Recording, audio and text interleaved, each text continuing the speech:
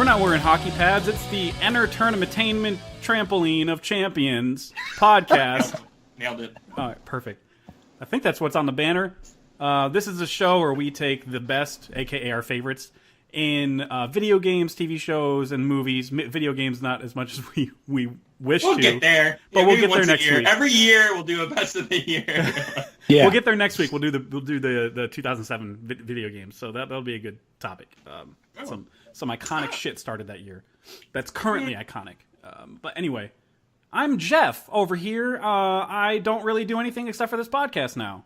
That's my free time. So somebody else talk. And I'm Kyle, and I don't really have free time anymore, but I pretend like I'm still at Subculture, and I pretend like I'm still 100% invested in all of our adventures here. Oh, okay, cool. Thank God. And I'm JD. I've never done anything other than this ever. This is like my only contribution to society, so good to be here. And some John Mayer fans appreciate us, I guess. That is correct. Yeah, I always forget about the John Mayer. Are y'all big into John Mayer ring? He's okay. Yeah, we just thought it would be a good avenue to take advantage of. I 100% think that. We're over here in with that. Your body is. We're over here choosing broad as fuck topics. Like, hey, let's do a movie podcast. That's never been done before. Yeah, never been done before. I looked it up. I googled it. We can do like we only talk about movies that start with an S or something. All right, this week, in honor of Thor Ragnarok, which comes out very soon, as the time of this podcast dropping, it's going to be that week that it comes out.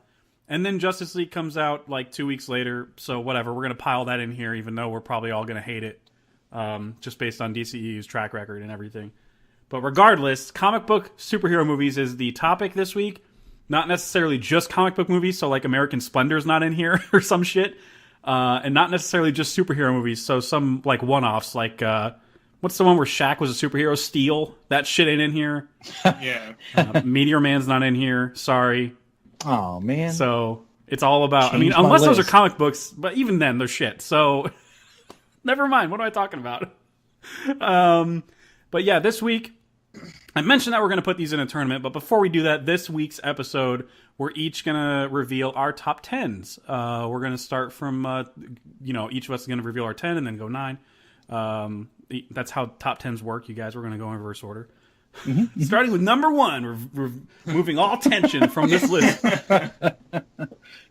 Actually, our number 1s will probably be obvious, but that's okay. That's totally fine. It's expected in this genre. We'll I'm just saying, if your number 1 isn't this, then you're a real tryhard.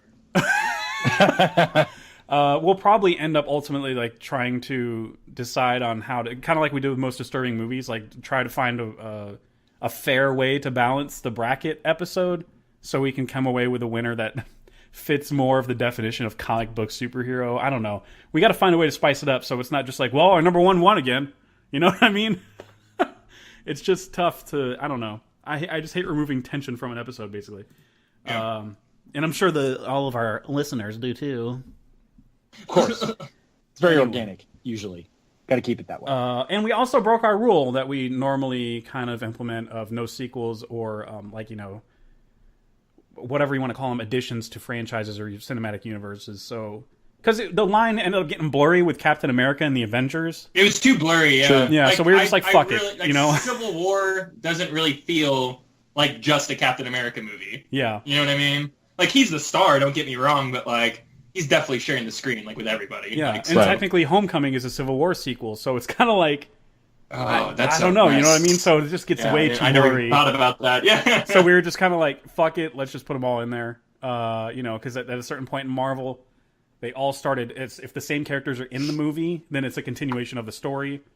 So fuck it, we're including sequels too. That way it's not just like, well, this only additions to cinematic universes. We don't want to get too fucking picky. We're just it's just all of them, you know?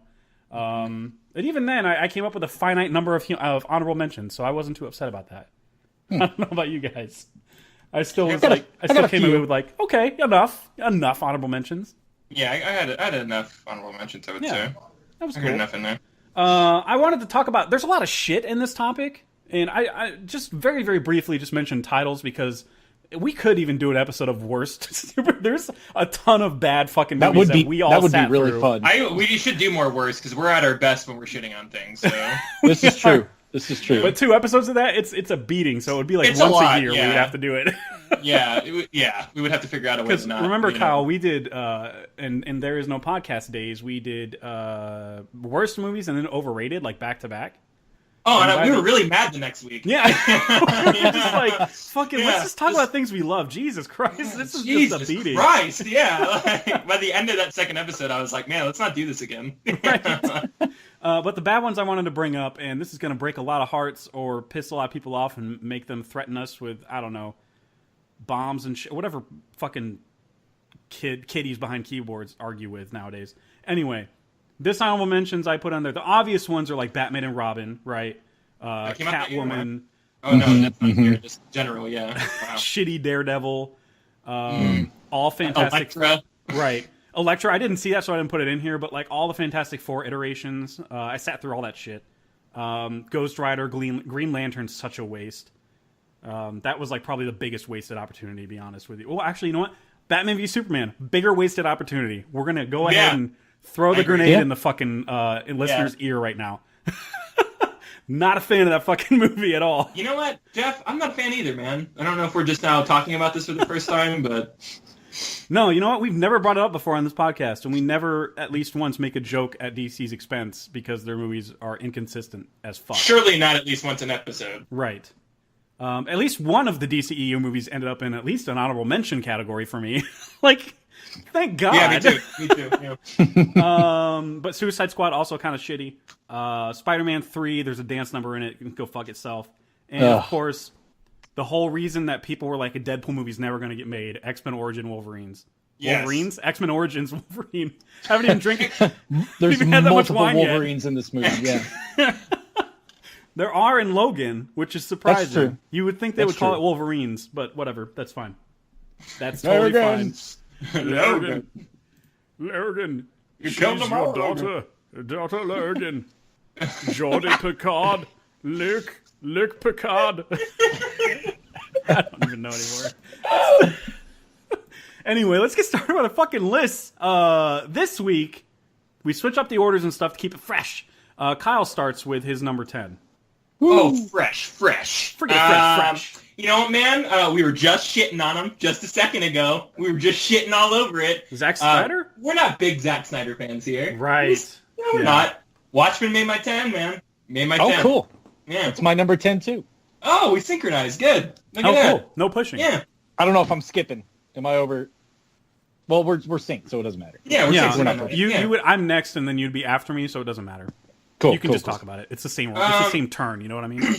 Gotcha. I will say this has one of my favorite openings in a movie that I've seen. I really like the opening of that movie. the Bob Dylan I'm opening? like, Zack Snyder did this? Yeah. Who's the visionary? Shut your mouth. Okay, watch Sucker Punch and tell me that. They will.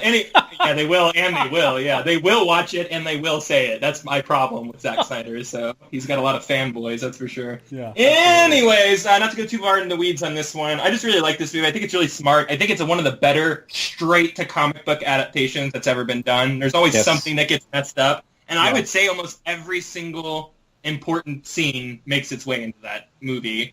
And I don't know how, because it's like a 7-hour read, and it's like a 3-hour movie, and they fit in everything. And they changed the ending. I don't hate the ending as much as other people do. The original ending's better, but I think, like, in a cinematic sense, this ending works for a movie. Yeah.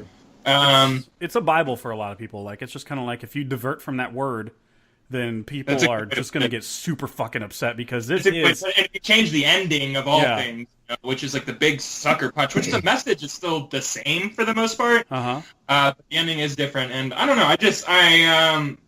I find myself apologizing for it a lot, even though I don't think it's a movie that needs apologizing for. I agree. Yeah. It's an honorable mention for me, but JD had it in his 10 too. Yeah. Which is cool. It's one of the few actual like old school graphic novels that I own. Wow, it's a good one to own, dude. It's like one of the best. Yeah, I own the is. audio, not the audio, like the movie graphic novel or whatever. Yeah, it's on iTunes. I still need to watch the director's cut, though. Mm-hmm. I have it. I just haven't watched it since I bought it. I heard it's so good, but that's mainly from fanboys, so that concerns me. I don't think I've seen it either. That's It's like kind of weird. 3 hours long, and, you know, It's a chore. I think the last time I tried to watch it, it was a recording I had on my DVR, and it was airing on television, so that runtime was like 4.5 hours long with commercials. I was going to say, I thought not it even was worth fast 3.5 forwarding hours for. long. No way. Wow.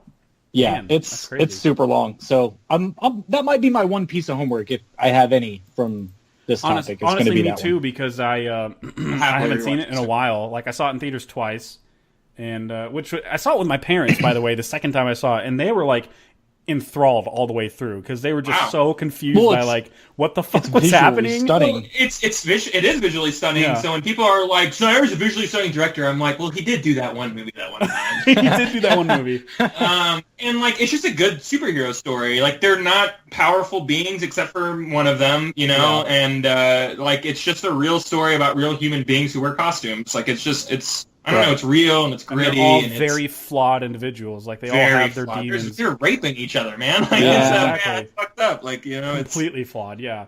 The ultimate cut has the animated thing from the story within the story that has a lot of parallels to Watchmen. The ultimate cut has that in it, and that ends up a total runtime of 3 hours and 30 minutes. Wow. Christ. If you incorporate that little side story. Yeah. This director's cut is 186 minutes, so that's an extra 30 minutes there for you. Oh, Jesus. Good grief. I feel like I should see it, though. Like, yeah, me too. I can't believe I never have. I enjoy it quite a bit. I enjoy the whole cast. I enjoy Ray's performances. Like, me too. It's one I would. I'm surprised I don't go back and visit more. I think my hatred for Snyder keeps me away from that movie. Like, it's kind of like this guilty pleasure, you know? It's just so different compared to his other work and stuff. Like, really I'll stumble upon this on FX sometimes, and I'm like, fucking, this is good. Like, this is like, you're just glued to the screen. It's so beautiful. Yeah. And the honestly, dialogue is just so interesting. We all loved 300 when it came out. That movie you grow out of it. The movie doesn't like get bad as it gets older. Like, you just grow out of it as a human being because you're not an 18 or to 20-year-old testosterone filled, right? You know, dude anymore. You know, so it doesn't really just strike you the same way. But so I mean, like, I don't know. Why am I fucking apologizing for Snyder? Can we move on? This is great. That's a good choice, man. I have a feeling it's going to make the bracket, I might say. Boy.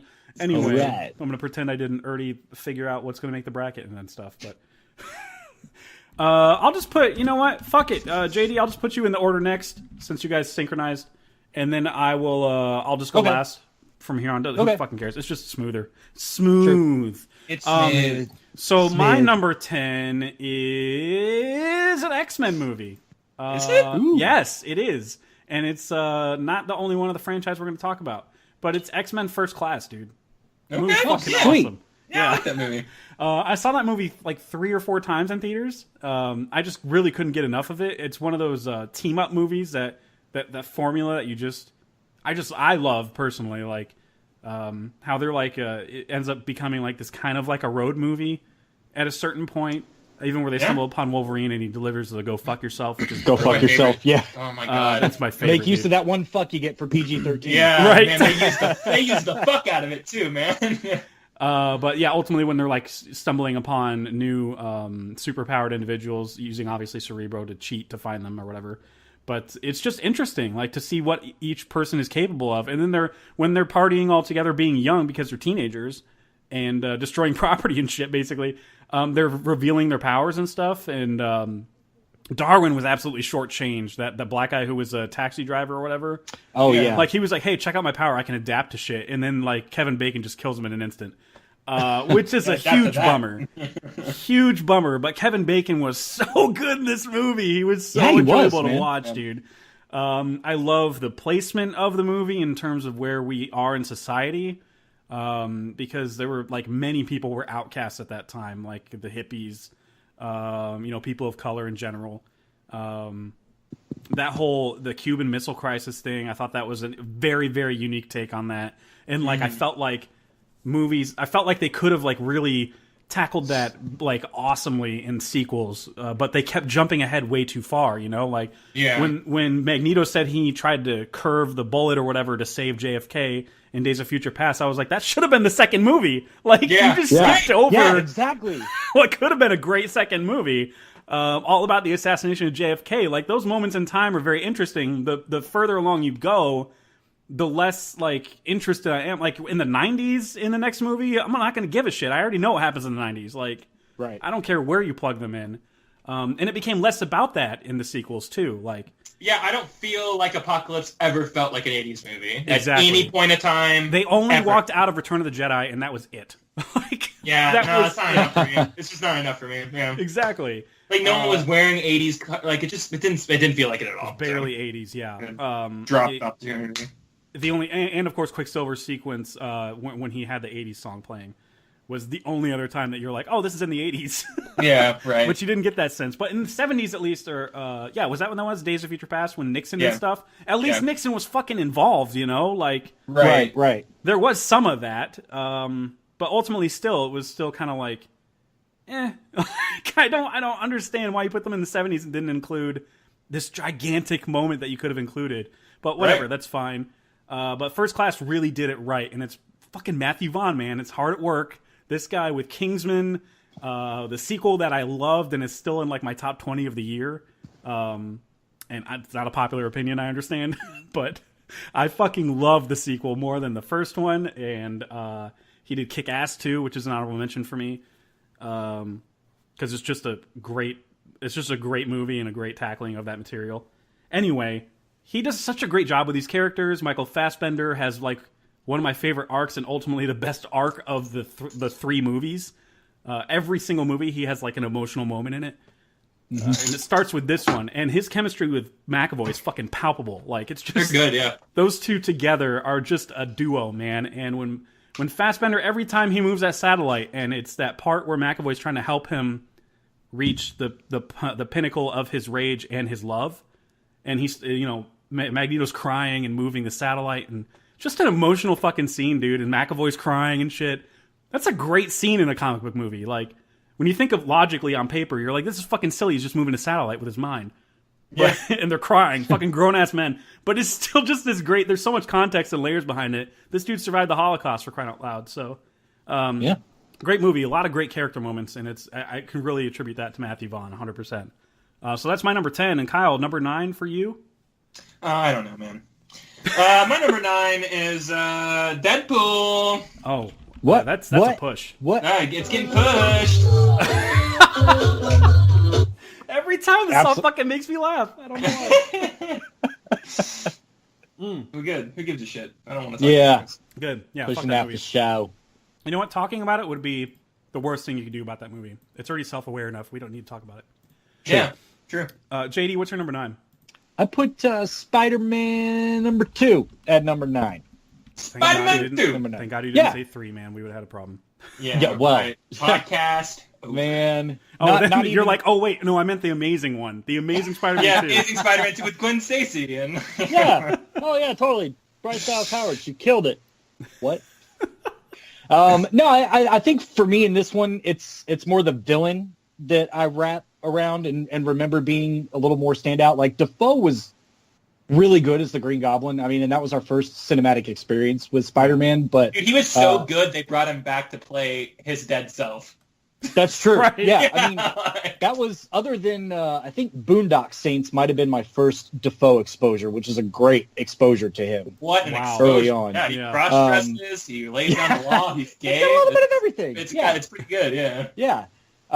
So seeing him as the Green Goblin was really fucking cool, but Molina just kills it as Doc Ock. And I love the way they set up Peter's journey in that one, where he's, you know, at the end, because at the end of it, he's like leaving, right? He's hanging up the suit.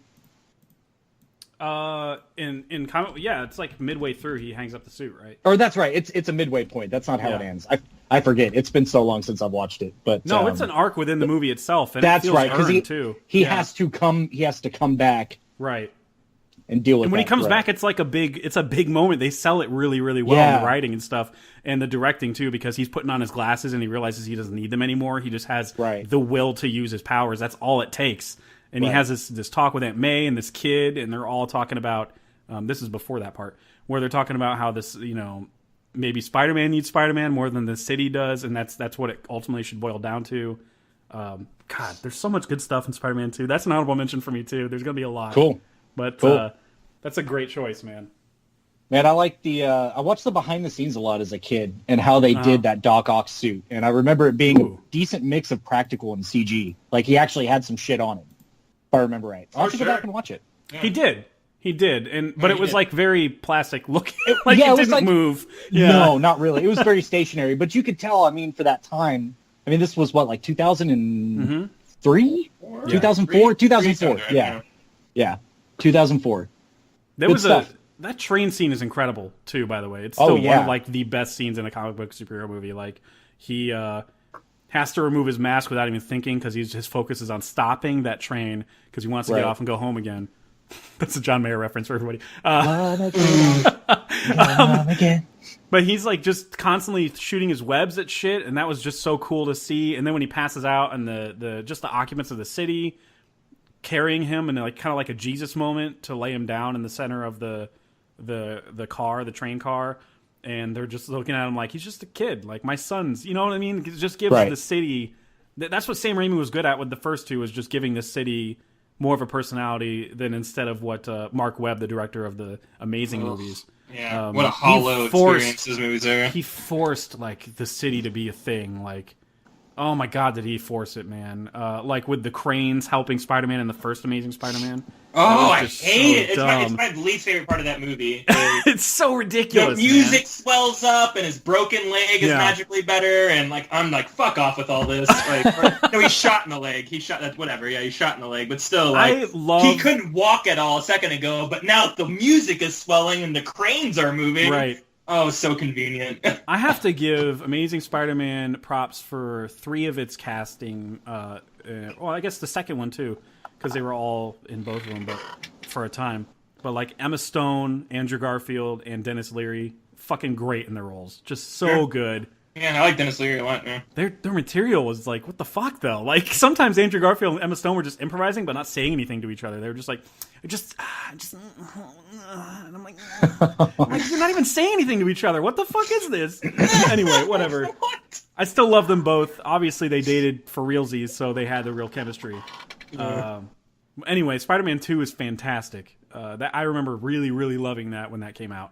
And I still like it a lot. It's just other ones that were better came out since then. That's all it is. It's just a matter of what came out since then. Sure. For me personally, at least. My number 9 came out afterwards. And so did the rest of my list, honestly. My number 9 is Iron Man. Is that a push? Woo! Not a push. Not a push for me. Fuck.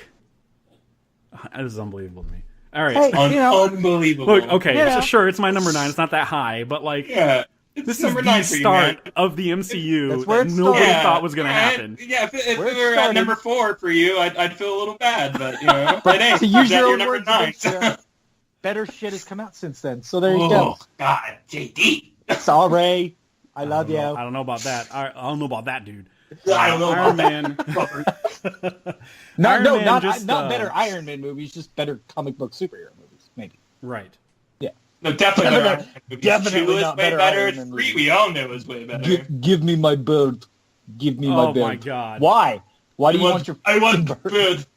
Shut up, Mickey Rourke. Sam Rockwell was so underutilized in that movie. I know. He could have done so much more in He's that supposed movie. to be really important, like Hammer, like they're supposed to be out there and doing stuff, and they're like, nah, we're done with that. Like, what? So I ended up picking Iron Man 2. I just not 2, sorry. Not the second one. I tried to say 2 is in TOO, but nobody else picked it, so I fucked up already. Anyway, Iron Man I did pick because of its incredible casting, like perfect casting. Pitch perfect casting. Like from the first scene, you have Robert Downey Jr. taking pictures with all of these troops and stuff, and he's just having so much banter with them that's just natural. And an element, there's an element of improvisation there. Downey Jr. couldn't. I mean, honestly, they couldn't have picked a more perfect person to play the role. Yeah, I agree. But and then of course the action picks up from there. He gets bombed and shit, which is really intense and stuff. He was hot off of Kiss Kiss Bang Bang, which I'm like one of my favorite movies. Like I love that movie. Oh so yeah, much. love that movie. Over so the moon much. about that movie, but like even then, that's still like a lower, like a I Yeah, don't want to say indie that's movie, why- but like a lesser known movie. Absolutely. Like I bring up that movie all the time, and a lot of people haven't seen it. But like I was hot off that movie, so whenever they were like, "Yeah, he's gonna be Iron Man," I'm like, All right. Yeah, I think all of us I that like saw that, Kiss Kiss yeah. Bang Bang were like, yeah, that makes sense. But like a lot of movie studios and people in the industry were kind of like, isn't he still a risk? Like he's still recovering addict and stuff. Absolutely, yeah. But yeah. he earned his keep, that's for sure. Now he's making the most out of those movies more than anybody. But yeah, I mean, I hear stories about like how Jeff Bridges would say, I think recently, like in a past a year or so, mentioned how there was like never a script when they shot, and hearing that doesn't make me hate the movie or anything. It makes me like love it more. I'm like, oh, and we still ended up with that movie? Like that's fucking awesome. Insane. Is that real? That's crazy. That's he would say sometimes there would be no script. That's such a well orchestrated film, like exactly, yeah. And how Jeff Bridges ended up being, which is great for an origin movie, but he ended up being like just an evil version of Tony Stark. Yeah, he had all the genius there. He had and it's great that they cast him opposite Robert Downey Jr. because he's as charismatic and could probably riff off the script too. He's just more chilled and relaxed about it, and I think that's what ultimately like ends up being better about his casting as well than most of the other Iron Man villains. Is that like he's the opposite in real life as his character? Like he's so chill and relaxed that he would never have this like vendetta against somebody that's so fucking like brutal and stuff. And that great casting there. Chemistry between Gwyneth Paltrow and Robert Downey Jr. was just perfect. Like it was. I say the word perfect a lot when it comes to this movie. It's just one of those, man. Well, it's like mostly it's like 80% practical effects or something. Also, if I remember correctly, very very few things were CGI'd in that, which is insane to think about. It's about a man who flies around in a mechanical suit. Right. You know, like you would think like, oh, that movie's all CGI. Yeah, and I love the scene. Actually, the entire scene where he decides to go fight the terrorists that are trying to take his weapons in another country. And then, of course, you have the iconic shot where he shoots a small thing at a tank and it blows up and he's walking away from it. Yeah. It's like a really, really small missile from his arm. And then after that, he's trying to fly home and the planes are on him. And he's trying to tell Rhodey on the phone, it's me. Like, and he's like, yeah, I know it's you. You're calling me right now. I got caller ID. And he's like, no, it's me in the suit. Like, I'm in the suit. It's me. Oh, Terrence Howard is Rhodey, man. Oh, yeah. I know, right? Never forget. Yeah, I heard there's been some leaks or some shit that came out, or somebody said that a Disney exec, who I don't think is there anymore since then, he's been gone for a couple of years now, but said when they replaced him with Don Cheadle, which is a great replacement, honestly. Don Cheadle is, a great in my opinion, a leg up. He's great. Yeah. It's an upgrade. I would say it's an upgrade. An upgrade, for sure. But like the exec was just like, people will know the difference. Like no, he absolutely said that. He goes, people won't recognize it, or people won't even realize the difference. I'm like, are you trying to say that all? No. It's so because, terrible. Terrence Howard just asked for more money. He's like, I'm going to want more money if we do a sequel. And they're like, nope. Yeah. Just as easy as that. See ya. And he was kind of a known hothead, still is. So I think he's just like, a crazy person. Get your bullshit out of here. Yeah. Yeah. I hate to like shit talk to that level, but I remember him at the Oscars or something where he refused to read the teleprompter, and he just he just kept looking around and like just saying something that just didn't make sense and shit. And he's trying to be like, I was just trying to show off. And I don't know. I hear stories from Empire that he's just an insane person. So I don't know from behind the scenes on Empire. I don't know. I don't watch that show. No, but I hear he's difficult at least. So that's my number 9 is Iron Man. Love that movie. Love the action scenes. Great introduction to that character and that universe, which was a gamble in itself. They didn't know it was going to play out that way. Like they just said, let's just put this Samuel L. Jackson scene in there and see what happens. And then because the movie was good and it was great character story, it just took off from there, dude. It was so fucking felt like they smart knew what they were doing the whole time, man. They really did. They knew exactly. We're going to build up to Infinity War in like 10 years. It's going to be great. Yeah, I know. That day, they were like, it's going to happen. 2018, we're going to be there. Yeah. I can see it now. That's hardly the last time we're going to mention Marvel, the cinematic universe at least. It's the last time. It's the last time? Oh, okay, cool. So, JD, what's your number 8? And I hope it's, I'm trying to think of one that's shitty. Nope. Wait, I already mentioned all those shitty ones. I'm going next? I think Kyle's next. Oh, I'm sorry. Kyle's next, yeah. Yeah. So you're asking for my number 8? Because we pushed my 9, you're right. Is this going to get pushed? It's Batman Begins? No, I don't have it. Okay, Negatory. Cool. Good, Negatory. good. Yeah, man. I put Batman Begins on here because I'm a glutton for these Batman movies, which maybe this is the only one. I'm not trying to spoil anything. Who knows? It's the only one, people. This is maybe my favorite origin movie, like ever, of all the origin movies. I just think it's really, really good. It takes its time. He doesn't even don the suit until, like, I don't know, like 30 minutes in, 45 minutes in or something like that. Like, it's a while before he's, like, suiting up and stuff like that. Yeah, and it's a big moment. It's a huge moment. When he takes that dude out of a limo, and he's like, I'm Batman. I'm Batman. Tell me about the bears and the rabbits. I love this movie quite a bit, man. I struggled putting this one on the list just because I didn't want to be, that guy. But, I'm going to be that guy. And, Batman Begins is just above and beyond. When I saw this movie, like, it was one of those moments where I was just like, oh, man, I got to figure out who this director is. I need to figure out who this director is, And Sure. it began my journey with Christopher Nolan. Honestly, I didn't see Memento first. I didn't see any of his other movies. It was this movie for me. Mm-hmm. So it's just a big pillar moment of my film, watching career or whatever. It's just a career. It's absolutely career. Yeah, that's my what career. it feels like. I spent a lot of time doing it. So yeah, anyways, yeah, I fucking adore that movie. There's a lot of great moments. Scarecrow's fucking great in it. Ra's al Ghul is a great bad guy. I never thought you'd see him.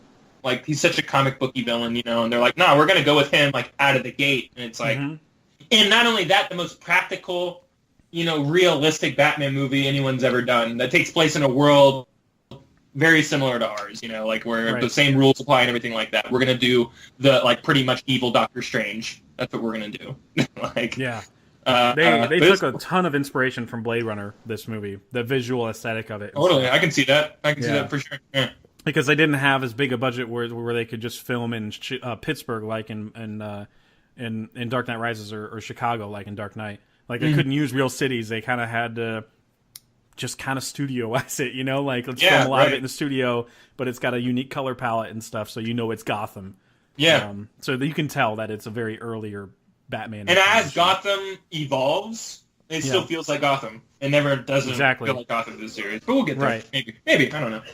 Yeah, there might be like a few like buildings and shit that you're like, oh, they're in Chicago, but it's not. Yeah, right? Maybe it's still the personality Chicago, of the city. Yeah, that feels still like Gotham. It doesn't ever lose that. But yeah, Batman Begins is fucking awesome, dude. That's again another honorable mention. I swear to God, there's not gonna be one that y'all mention that I'm like, fuck that movie. It's not on my list. It's not on my honorable mentions anywhere. Begins is great though. If I'm ever in a Batman mood or whatever, I gotta watch that trilogy. Just binge it. It's all the way through. You can't watch just one of them. Yeah, it's really hard. I'm just gonna watch Dark Knight. No, I gotta watch all of it. They're gonna skin all the way through it. Yeah, and they're three of arguably like the best like incarnations of Batman. Period. In terms of whole films, like I know people have a fondness for Batman and Returns. I do, but like. These three, though, are literally perfect. They're their own stories. They have their own themes and recurring motifs. Like this one's all about gas, and the Dark Knight's all about like fire and shit, and you have ice and shit and Rises. There's just a lot of stuff that's like they're playing with elements and stuff. It's cool. I don't know. There's just so many they're completely different stories, and this one's more detective based. I guess Dark Knight has a lot of that too. I don't know. There's something that just separates the two in terms of like the three, I guess, in terms of like the way that they're shot. And like one is very, very like you're saying, kind of lower budget but still big ideas. The second movie is like the full realization of what he wanted to do, and then like the third movie is like it's his epic. Yeah, like that's it's just an epic. Yeah, superhero. He does three completely different styles and genres in the same trilogy, yet they all feel like they connect, even though they're pretty different. They're also pretty different, Yeah, they're all so different, yet they feel part of the same world. It doesn't ever feel like too much. You're like you just fucked it up, man. Well, and I bet for him, it never felt like, well, I'm making another one of these. Right? Like, no, like he was making a completely different movie, and that's really cool about this series. So, and this one started it all. So, it's not like George Lucas going, I guess I got to complete the prequel trilogy. Oh God. George? What do I do for the second one? All right, fuck it. All right. Anyway, that's Kyle's number 8. JD, what's your number 8? I put another movie with a man in a bat suit in it as my number 8. I don't know if it's gonna get pushed, but it's The Dark Knight Rises. You push that really hard, like Yeah, just we're gonna as push that. all the way off the cliff. Push it all the way off the cliff. Yeah, I'm That's sorry. good. I'm sorry I have it so low, but I'm sorry. No, I'm just happy that it's on there. So thank you. Sweet. Thank you, JD. There's a lot of haters out there. You're sorry you have it so low, a Star Wars story? All right, so... All right, dad jokes for the win. That's what we should call ourselves from now on. Just dad jokes about movies and shit. Okay, so my number 8 is Guardians of the Galaxy. Wait, your number 8 is? Yeah, that's my number 8. Pushing it. Like, just Pushing it? We're pushing it. Shit. All right. Kindest push ever. Okay, Kyle, what's your number 7? It's Guardians of the Galaxy. Oh. I didn't realize I was going next. I was like, Oh, it's still a push for JD. oh, never mind. Holy shit. Good job, dude. Wow. Good job for Okay. loving stuff. Yeah. Love it. So JD, what's your number 7? Don't say Guardians or I'll punch you. It's Virtually. not. No, it's not Guardians. It's Okay. The Winter Soldier. Oh, we're pushing. This is just gonna be a whole list of pushing now. It's the Pushtastic Voyage. All right, so my number 7 then is Deadpool. Anybody yeah. pushing? Shit. Hold on. I clicked the wrong button, but we're pushing it. Wow, Serena, push. It's gonna be all Stranglehold pushes. now. It's gonna be, I'm telling you, man, because we're all gonna have the same shit, but in different spots. But it's fine. We'll talk about them eventually. Yeah, All right. So, Kyle, you're number 6. My number 6. Oh, this is definitely getting pushed. Oh, I didn't. Yeah, my number 6 is Avengers. Yeah, we're fucking pushing it, dude. Yeah, we're pushing it. Yeah, Like the least energized part of that song is what you just played. That's great. Sorry, we're getting to the end, and we're going to be pushing a lot here. So I got like 30 seconds left to work with. Then we've done a whole push it. We're just doing the fade out now. All Yeah. right. So, JD, what's your number 6? buddy. My number 6 is Guardians of the Galaxy. So let's talk about this. Now shit. we can talk about it. Okay. Yeah, we can Because talk that's about just to recap, because there was a lot of push in there. That's my number 8 and Kyle's number 7. Yes. And Cool. JD's number 6. So that's Yeah. cool. You are Man, correct. don't you just love the origin story / team up in the same movie? Like, How did fucking they killed do it that? with that. How did they do that? How do you Damn care near about those impossible, people right? at the end of it? Yeah, that's you know? fucking And one impossible, 'cause of it's them's a hard to do. raccoon. It's hard to do either, and he's like, Yeah. I'm doing both. I'm doing both at the same time. Mm-hmm. Great movie. Yeah, sorry. That's why First Class ultimately is lower on. I said ultimately like 16 times. If you're doing a drinking game this episode, you're fucked by this point. Because I said I'm doing a ultimately. drinking game. Yeah, It's but called you're right. First Class does 60 do the times same so far. thing. Anyway, First Class is the same thing, but you had the luxury of knowing those characters before you saw the movie. This is at true. least the Yeah. majority of them. I mean, shit, they put Wolverine in it for a reason. But yeah, they're just younger versions of characters you already knew. But Guardians is like, hey, nobody, like, I don't want to say nobody read the comics. I was like, I knew that Guardians of the Galaxy was a title of the comics. Never read them.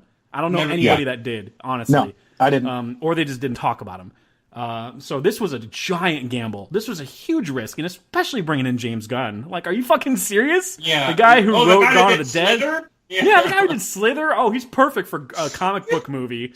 We're just gonna let him And have I free love reign Slither. over. Like, I love that movie, but like Wait. that movie does not scream like "Give me a job, Disney." You know? Right.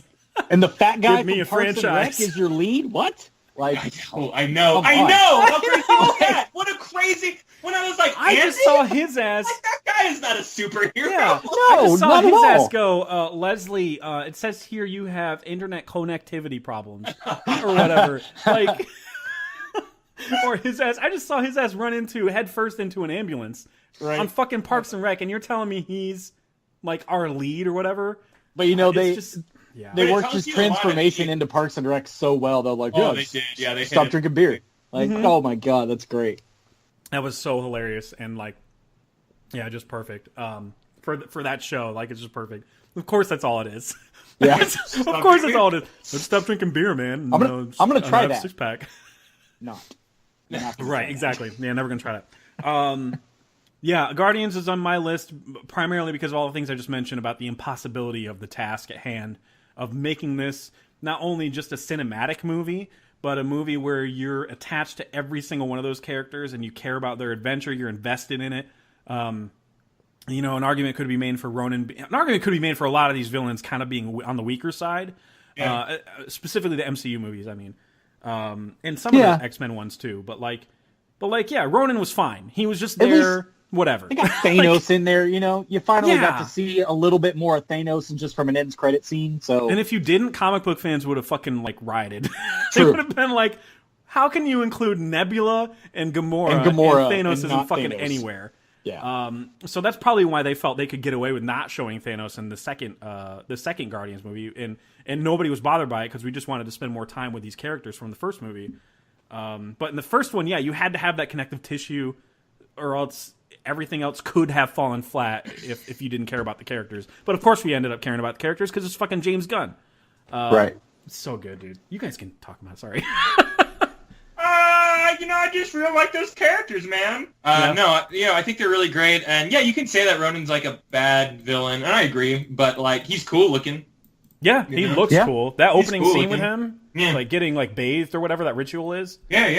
Yeah, I'm like, oh, this is an intimidating motherfucker. And it's Lee Pace, too. It's Joe McMillan from fucking *Halt and Catch Fire*. Joey Mack, yes, sir. Man, there's a lot of people in that movie, the show that y'all like, that I'm like, oh, I know that guy. Yeah, oh, right? man. Dude, yeah, you'll recognize, like, Mackenzie Davis, who played the, I guess we can, this is kind of a spoiler on Blade Runner 2049, everybody.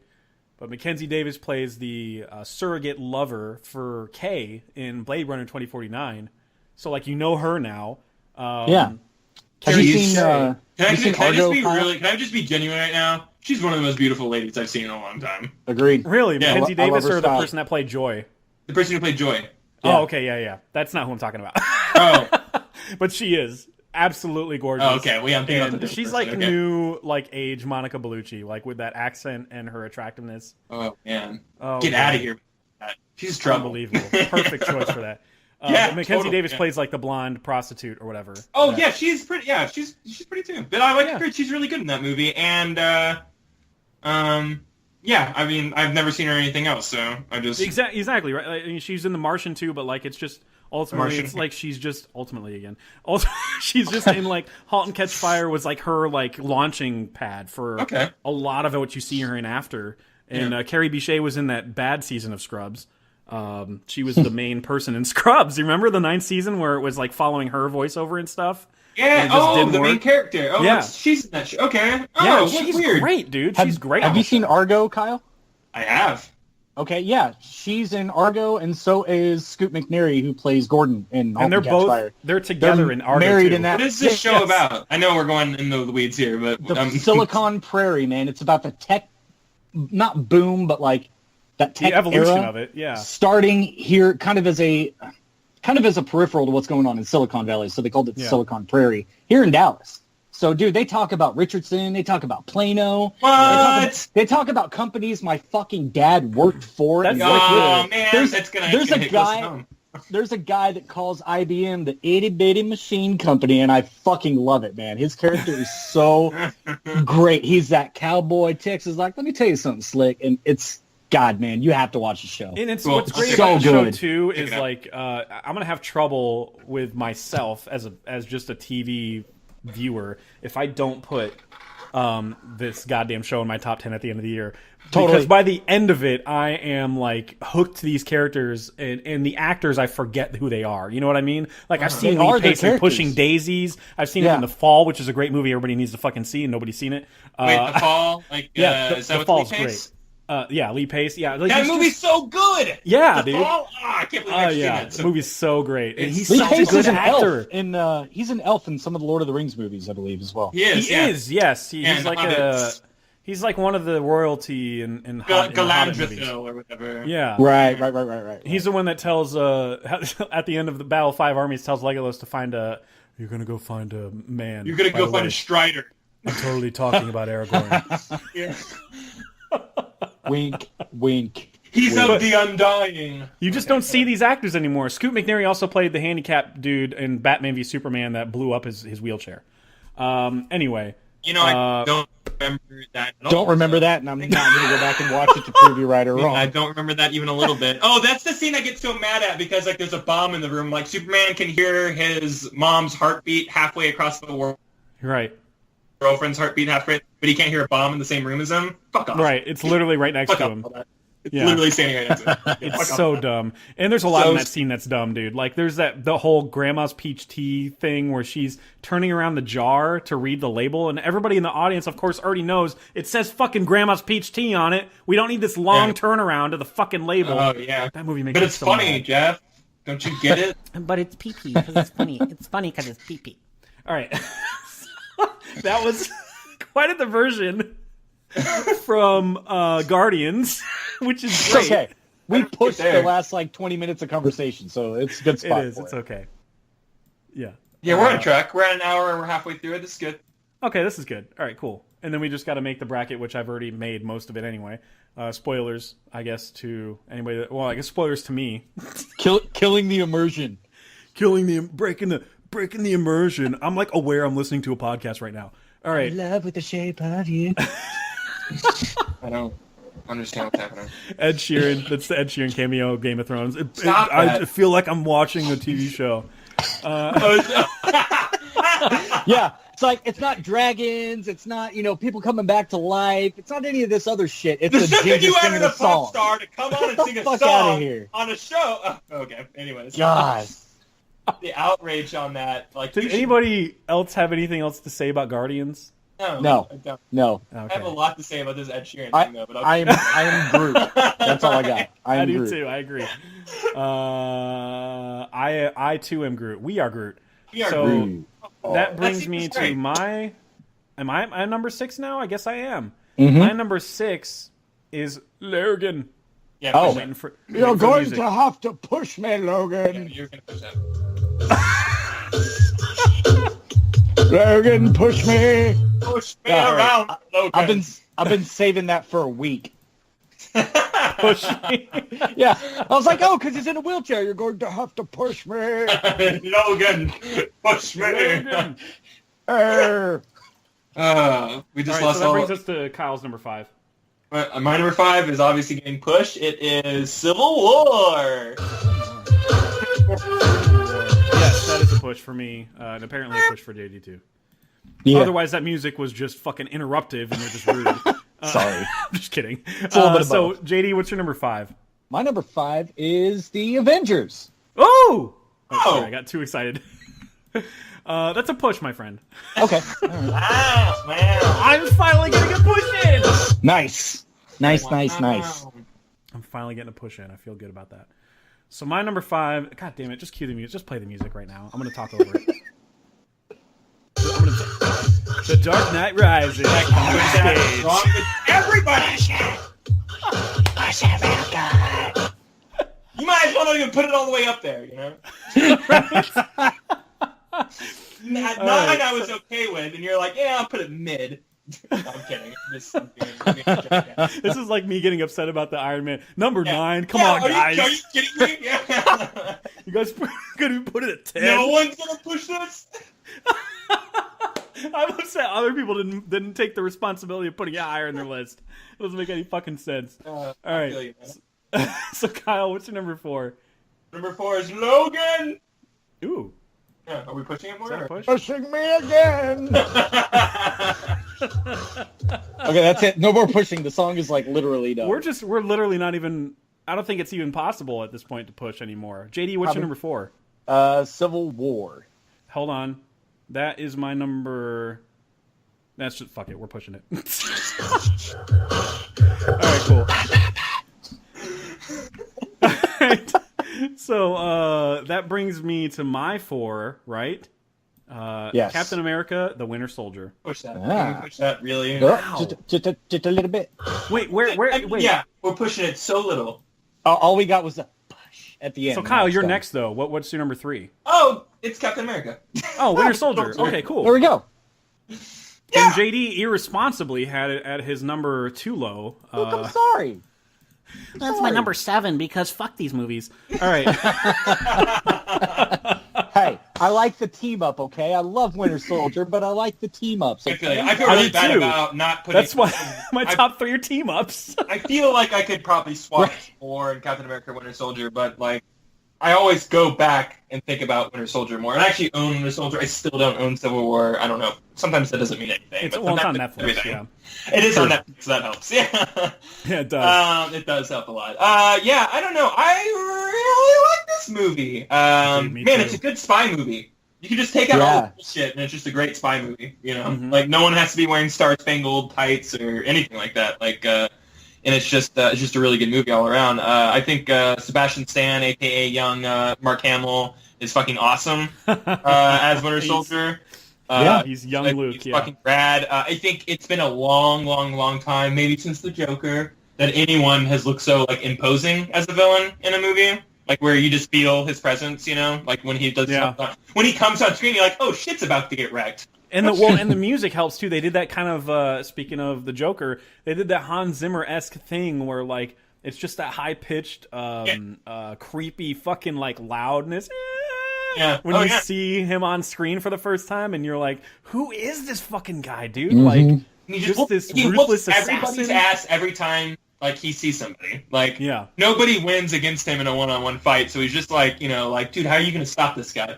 Like, and then didn't he stop? God damn, he did something that like stopped Cap or whatever. And I'm trying to remember. There's moments in there where like he does cool shit, and you're kind of like, oh damn, this guy means business at the very beginning. You know, he's at least as strong as Cap. I think he stops the shield the first time. Yeah. Trailer, he catches the shield like with his bare hand. With his metal hand. But you know, he's just like, gotcha, because they're made of the same thing. So of course it's like, I got it. Not what is it? Is it vibranium? Oh, it is vibranium. Vibranium. Yeah, I thought like, isn't in the comics it is anamantium, isn't it?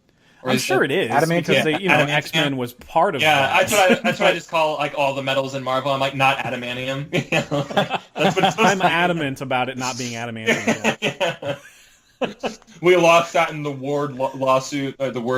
Sorry, we can't say or adamantium.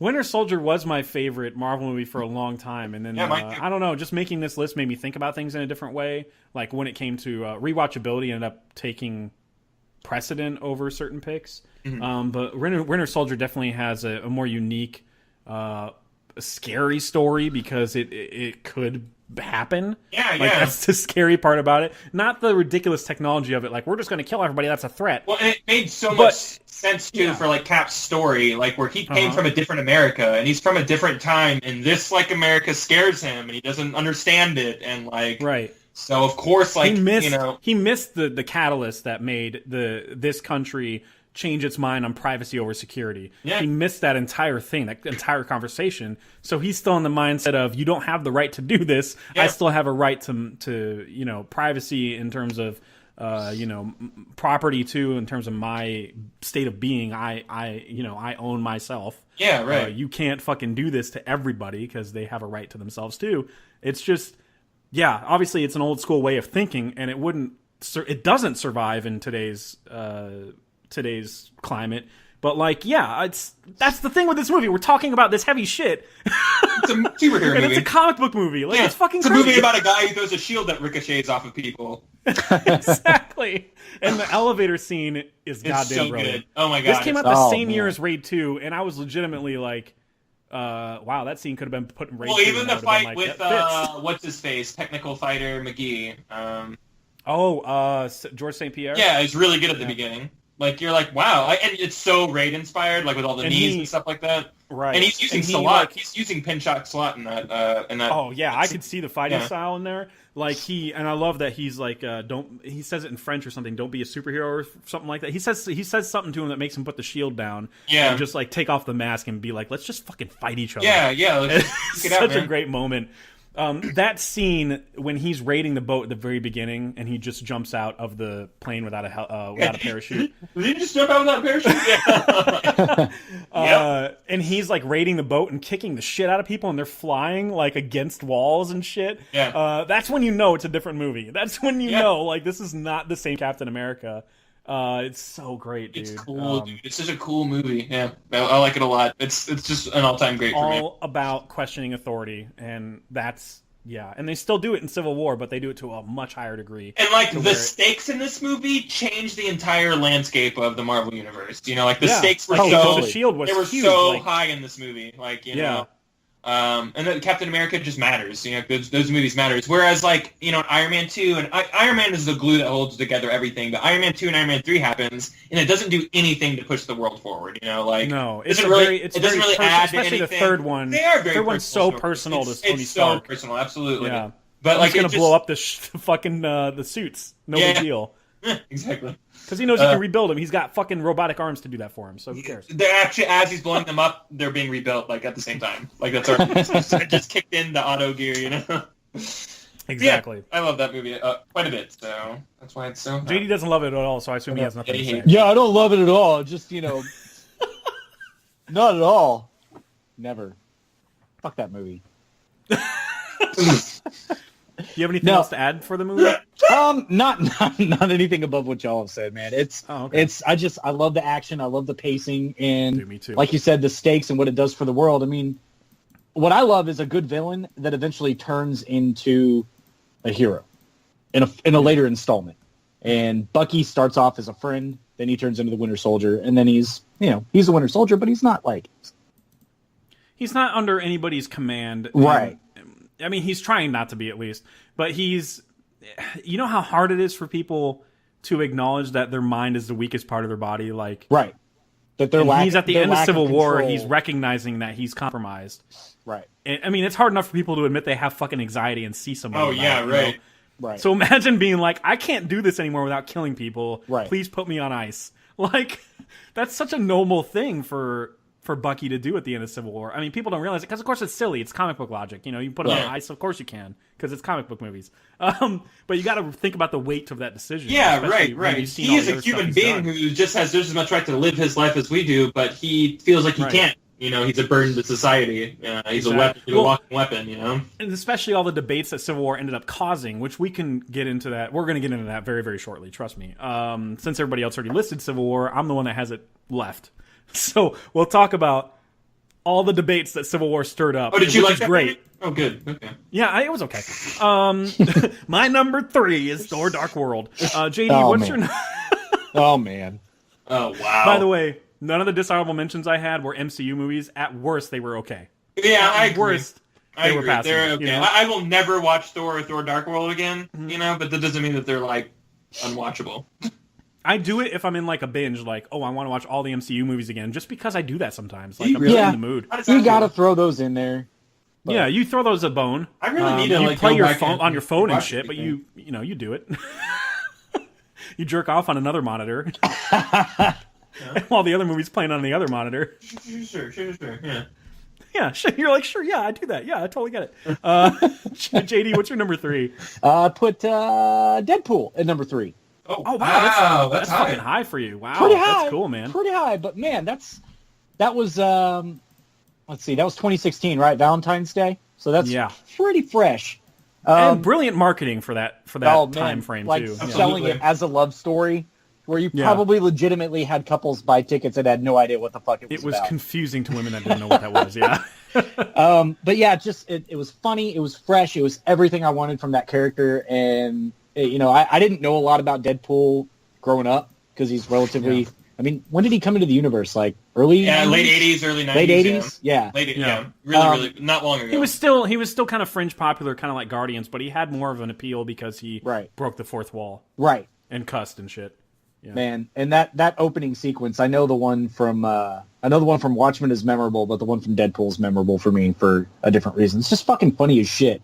The little card with the Green Lantern in the wallet and just all those little details was great. Oh yeah, the opening credits, like how it led into that. Yeah. And then how it plays with time, which is what I mean, dude. You can't at this point. You can't do origin movies without changing the narrative a little bit. Right. And that's what they did. They played with time. They were like, and then of course they had him narrate, like, oh, let's go back to this moment, and it just felt fresh. Everything perfect. About it. Yeah. And it shouldn't have been made. And I mean that from like the studios did every fucking thing they could to bury this thing, but because of the internet, we got it.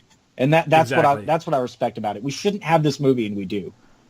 Well, it's made out of passion, fandom pushed which it over. Which was why it was so alarming when the director left, because the first movie was made out of such passion. Like, how do you walk away from that? You know, like right. But you know, we're in good hands.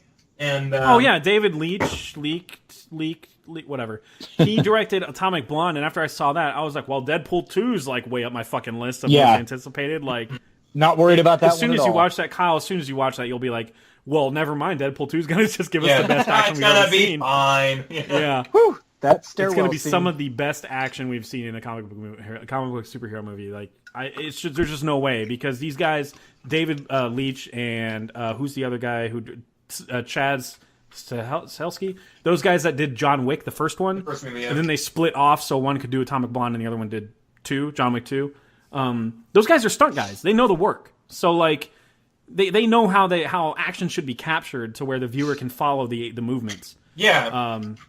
So I have no doubt, so even though it's a comic book movie with Cable and shit, the action's going to be quintessential to Deadpool 2. Like, it's going to blow people's minds, dude. I'm very excited. I can't wait. Hey, this is like almost Blade Runner levels of like, I'm talking it up. You know what I mean? Like, it's going to blow people's minds, and I don't know a thing about it. Like, I'm just so excited to fucking see what he does with that movie. All right, anyway.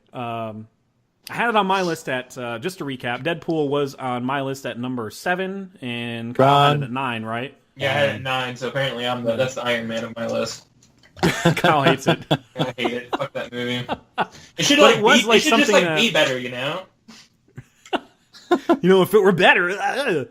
I remember leaving that movie last year because I looked up some February post. I don't know. I just stumbled upon our posts about Deadpool at one point, and I think Kyle and I shared like the same exact sentiments about this movie. Like, it's one of the best comic book superhero movies. Obviously, it's on our list, but adaptations, period. Like, character to screen. It just got all of that so true to form. And it was the very first rated R comic book movie ever, and that's a fact. Yeah, don't look that up. Maybe wouldn't have Logan. Do not double check that. Remember when everybody was saying that, like, insistently? They were just like, dude, it was the very first. I mean, it's so good. Like, it was the very first. Yeah, just like I remember when Blade was rated PG. Yeah. Yeah, remember that? Yeah. Oh God. When he was like, all these mother fathers trying to ice skate uphill. Yeah, that was totally what he said. That's a real line. Jesus. From TBS. That's the mother fathers, but the real version. So JD's number 3 is Deadpool. My number 3, we can talk about it now. It's Captain America: Civil War. Sweet. So the moment that spurred so much debate is the ending. Like, not the fact that Baron Zemo. Okay, that's one thing too. Actually, Baron Zemo's plan. It's just a lot of coincidence. Yeah, it's like a lot of comic book movie logic. That's all that is. Like, you got to really stop trying to be like just over analyzing things and putting them in the real world, because that's not, to me, that's not what comic book superhero movies are supposed to be. I mean, they're supposed to be extravagant and just outrageous, and it's these supernatural beings with weird ass powers and shit and strength in our world, but like not with our logic.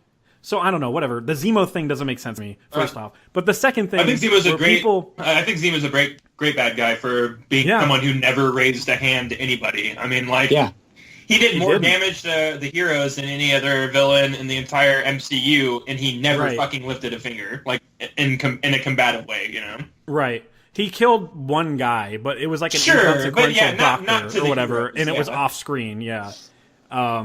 They purposefully showed his well, not just his malice or whatever, but like his vendetta and his seeking revenge, but like his genius. Like, people painted as a lot of coincidences lined up in a row to how he gets Cap, Bucky, and Iron Man at the same place. Maybe our heroes are just that predictable. I mean, we've seen them in like 8 movies so far. I think that's what it is, to be honest. That's what it is. If you spend all of your resources and all of your life and all of your passionate hate for this person because you think these people killed your family or whatever, right? Like, you have nothing but time, to study this stuff. And people forget as well that they're like, how did he know all this? Did you forget the end of Winter Soldier and how they made all of the S.H.I.E.L.D.'s files public? Yeah. Like, they made all of S.H.I.E.L.D.'s files, like, public information. And that's how he found the shitty guy with the notebook. And Captain America is like a star, an icon at this point. So there's always a camera crew around. There's always news, reporters or whatever. Every time he's in a city, it's not covert, That's how It's not they at know all. what happened, with the explosion and everything like that, Right. because it was caught on the news. God, where was that? Nigeria? I can't remember I where it was. forget. But yeah, there's that moment, and then that I constantly debate with people with Zemo in terms of his plan. And then Good plan. in Civil War, at the end, the actual Civil War, with Stark and Bucky, they were like, Steve should have just let Tony kill Bucky.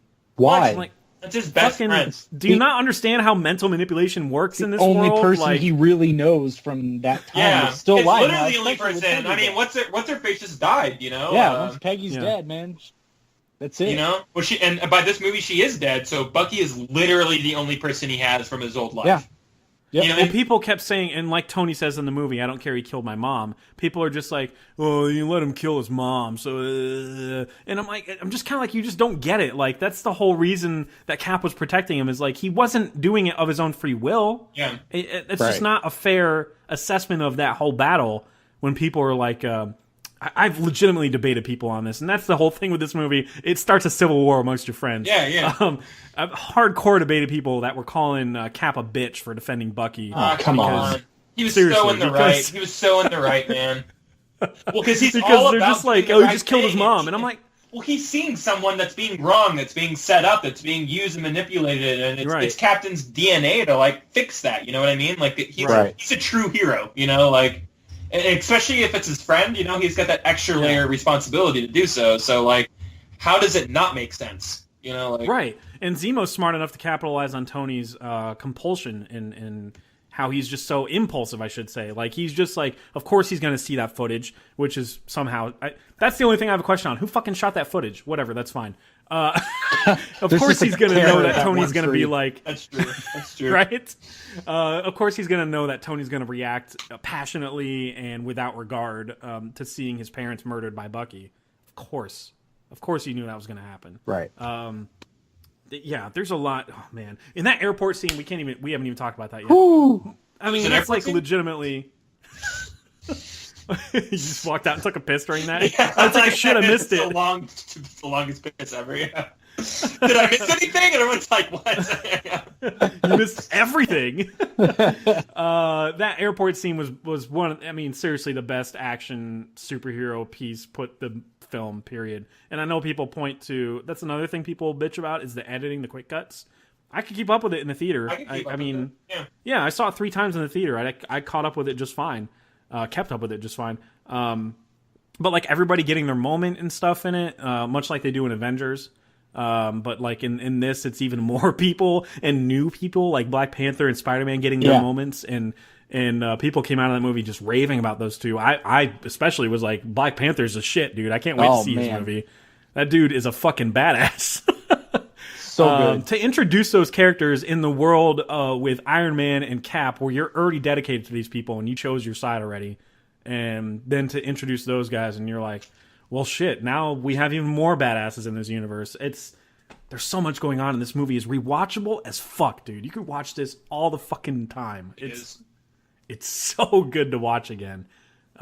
Yeah. Anyway, you guys can talk. You guys had it a little bit lower. A little bit lower. War in general is a if we're talking about better superhero movies, which in hindsight, like, this is a better superhero movie to Winter Soldier. It is the most amped up goddamn superhero movie like on the market right now. It's just it's heroes fighting heroes, baby. It doesn't get better. And they're fighting about being a superhero. Yeah, right. This could have a fighting chance in the bracket, that's for sure. Absolutely, yeah. Absolutely. I don't know. I don't have much more to say outside of that. I mean, it's a fucking ride, man. It's a goddamn ride, and it's a great movie through and through. It's got a message, and just like the comic books did, you're going to choose a side. You'll choose a side. You're going to stick with it. You understand why everybody is on the side that they're on, though. Yeah, it feels very, very natural. Absolutely, You don't get that without the 20 movies that we've had before where you get to know these characters. And that's why a team-up versus movie in another comic book universe that happened as their, 4th installment ever, doesn't fucking work.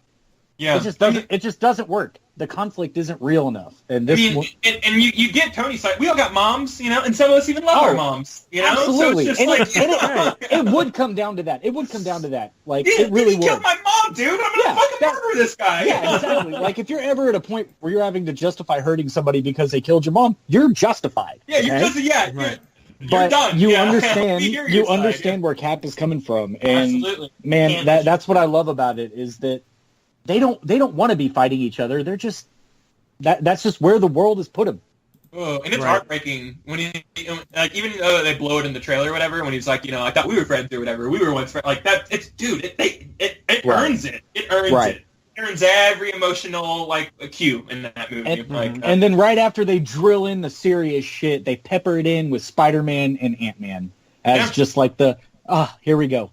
Yeah, I like how both sides had a comedian. That's good. Exactly. And Spider-Man was better because, I mean, that was just like, come on. I mean, come on. It's fucking Spider-Man. He's like, hey, you guys ever heard of Empire Strikes Back? I'm like, Jesus Christ. Oh, God. Have you ever seen that old movie? No, and I love how even in Homecoming, he's like, I stole Cap's shield. Like, that was just as big of a moment for him as it was for us. I know, yeah. He's still talking about that shit, and that's exactly what a kid would do. He'd be like, I stole Cap's shield. I did stole his shield. He would brag about it to the only person that knows about it. Right. I would. Fuck yeah, dude, I stole his shield, he totally needed his best friend there to find out his secret, even if it was by accident. I agree. Anyway, Homecoming's great. It's another honorable mention for me. But Civil War did the best possible introduction of him, and seeing Downey Jr. and Marissa Tomei on the same couch together, and there's certainly chemistry there. I mean, they apparently played a couple before in another movie or something. I can't remember. But anyway, their chemistry is there. It's very present. It's real. But he's marrying Pepper Potts now, so. I know. That's true, right? Yeah. At the end of Homecoming, but he kept talking about Aunt May as a unusually attractive aunt. Yeah. At the same time, that was 6 months before the rest of Homecoming, so I guess true. That's okay. I guess that's fine. Apparently, a lot happened between Civil War and and Homecoming in terms of Pepper Potts and Tony Stark's relationship. Yeah, because in that movie, he's like, "Yeah, we're not doing so good," and then the next movie, he's like, "Yeah, I just never quit." Okay, yeah, all right. I think all he said was they're taking a break. That's the most he was willing to say, but he just you could tell he was frustrated that he kept going as Iron Man. Because they just even what Cap was like, I'm sorry to hear that, and they just kind of gloss over it. He didn't want to talk about it, obviously, whatever was going on. Right. He never does. Yeah. He never wants to do that shit. She's hooking up with Happy on the side. You know it. Why wouldn't you? Look at that. I love every time in Civil War where they tried to they a little bit slow things down with the dialogue, because it's just as engaging as a fucking fight when they're all in the room together about the sign or debating signing the Accords. I'm glued to every single argument, and I'm like, he makes a good point. Wait, no, everyone to do when Scarlett Johansson or whatever, she goes. I was trying to use her name, but it came out something different. Her real name. When Black Widow goes, hey, it's easier to continue driving with one hand on the wheel. I'm like, I fucking get that. Maybe Cap should sign. That fucking makes sense to me. You still got some control if you're still in the game. But if you take yourself out of it, then what control do you have? What resources do you have? I love seeing Tony and Steve Rogers best friends debating each other near the front of the room, arguing each other, and then Vision comes in, the guy who can calculate fucking everything because he's a literal human computer, and he rules in favor of Tony, and Don Cheadle delivers the whole boom, boom, he made my point for me. It's such a great moment. Because at first he acted like he was weighing in favor of Cap's side. Man, some good shit in that movie. There's some great shit in that movie.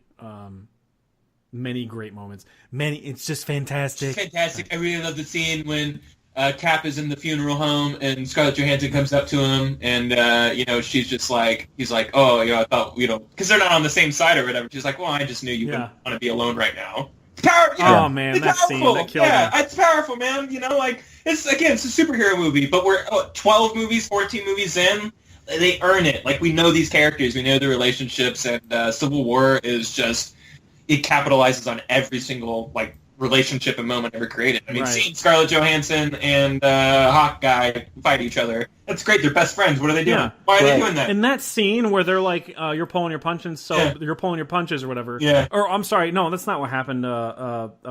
Scarlet Witch did that. She like yanked Black Widow off of Hawkeye, and she was like, "You're pulling your punches." That's the entire scene. They're trying not to kill each other. Yeah. Right. They totally could. Yeah. But why would you do that? Right, they're Like buddies. these are people that you fought alongside with during like world-ending events, and you're gonna need them again. Why would you fucking try to kill them? That's what people are also ridiculous about. Oh, there's no real stakes in that fight because they're just trying to stop them from flying somewhere. That's all they're trying to Right. do. Yeah. Right. I mean, they're I'm not trying true. to kill them. It's ridiculous. Sorry, I get so like bent out of shape without Civil War. That's another reason to put it I think high on my list. so many people were like so about that movie. Yeah, Okay, well, just because they wanted to. I don't know what they wanted actually. it's DC fanboys. I can't even They're like, pretend. oh, it's not that good. Yeah, But- yeah, because it was all your right movies suck, after so you have to Batman bring v down Superman. our movies.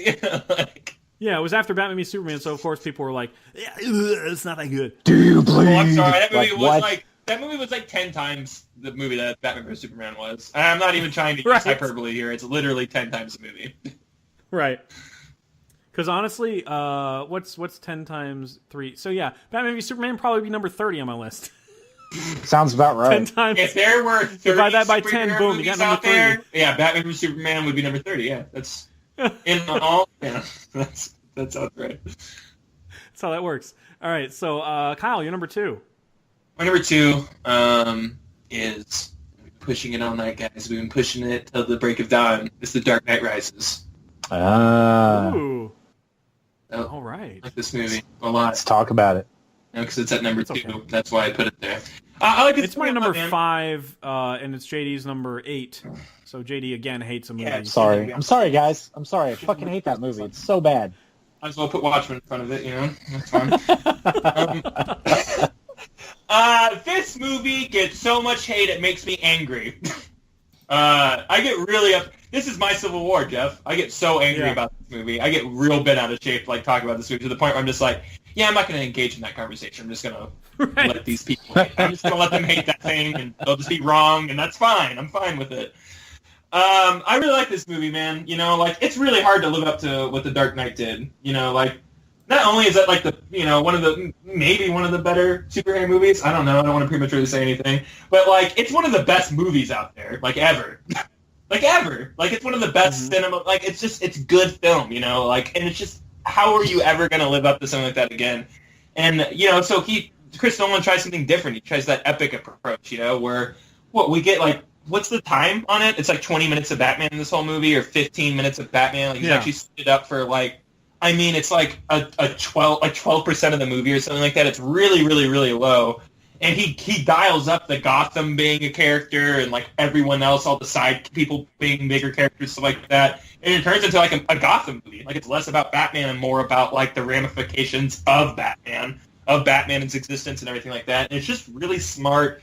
It's really cerebral. You know, in a time where we don't get a lot of really good, like villains at all. Mhm. We get Bane, and he's a great villain. And I really like the kind of, like, not the twist at the end where, like, you know, but I like that, like, Ra's al Ghul comes back in some way, like through his daughter, and, like, his daughter was deeply seated in, like, the Wayne Company, and so, like, I like all that stuff. I thought that really worked for me, and I you know, it was the only way to, like, you know, I don't know, make a villain like that big, you know, is to kind of get someone close to him, you know, and kind of turn him, and not only was she close to him in his personal, like, Bruce Wayne life, but in his, you know, he was tied to her long before all this stuff. Before he even knew it, he was tied to her, you know. And it's just good, man. It's just a fucking great movie, and there's so many great scenes and so much great dialogue. I'll never forget the banter. I guess really it's just what's his face talking? Tom Hardy. Bane. It's when they're in like the Gotham, like, vault or whatever, or Wayne's vault. And, like, you know, in the sewers, and they're doing that big exchange, and it's that whole entire fucking monologue that he gives, and all the sayings he says during that, you know, oh, you grew up in the light, I grew up in it, or you adapted it, or whatever it is. I'm drunk, I can't think of what exactly it is right now, but, what's going to break first? You'll steer it through your body. Something about the light. Just so many great moments. That fight is just great. It's so fucking visceral. There's no music going on. You got the water falling in the background. It's just fucking cool, man. And then him and Catwoman like fighting in tandem with each other up toward that part to the Bane. That was fucking awesome. Stuff dreams are made out of, seeing those two together, just killing it, you know? Yeah. I thought Anne Hathaway did awesome as Catwoman. Me too. Enough of that hate. Yeah, enough of the Anne Hathaway hate, and period. Like, she's great. Like, I don't understand. Well, she's pretty and talented. That's what we're mad about. Like, I don't... she tries hard. Oh, you mean she acts? Oh, yeah, I agree. And I think the redemption story in this movie, like, works or whatever, you know? Like, yeah. It's a double redemption story, you know? He's got to get talked into putting on the suit, and then he has to get broken, and then, like, build himself back up, you know? So it's like this double... Man, he hits rock bottom twice in this movie, you know? It's just...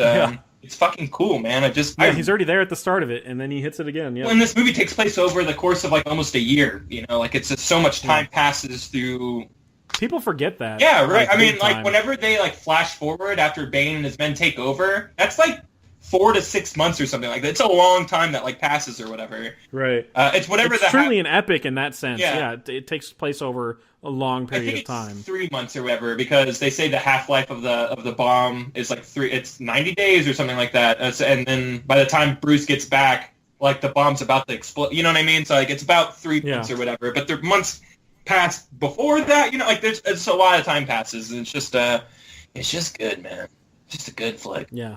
Love that movie. Love that fight scene that you mentioned. That was just brilliant directing on Nolan's part to just I assume it was his call to just take out the music and to just listen to these two men scream at each other as they try to beat the shit out of each other. Well, Bane's mostly beating the shit out of him. That's the scene that is the most powerful to me, is when Batman knows he's losing and he does that, like, guttural scream where he's just, this is all I've got, you know? Like, I'm putting everything into this and it's not enough, you know? And these dudes were hitting each other. I don't want to say for real in a lot of ways, but, like, I mean, they were in some ways, but it was apparently, like, the hardest part to shoot, even considering the plane scene, which was very practical. Like, they shot with a lot of models and up in the air and stuff like that. Littlefinger. Oh, yeah. CIA. That's right. Bane. All right. What are you without the mask?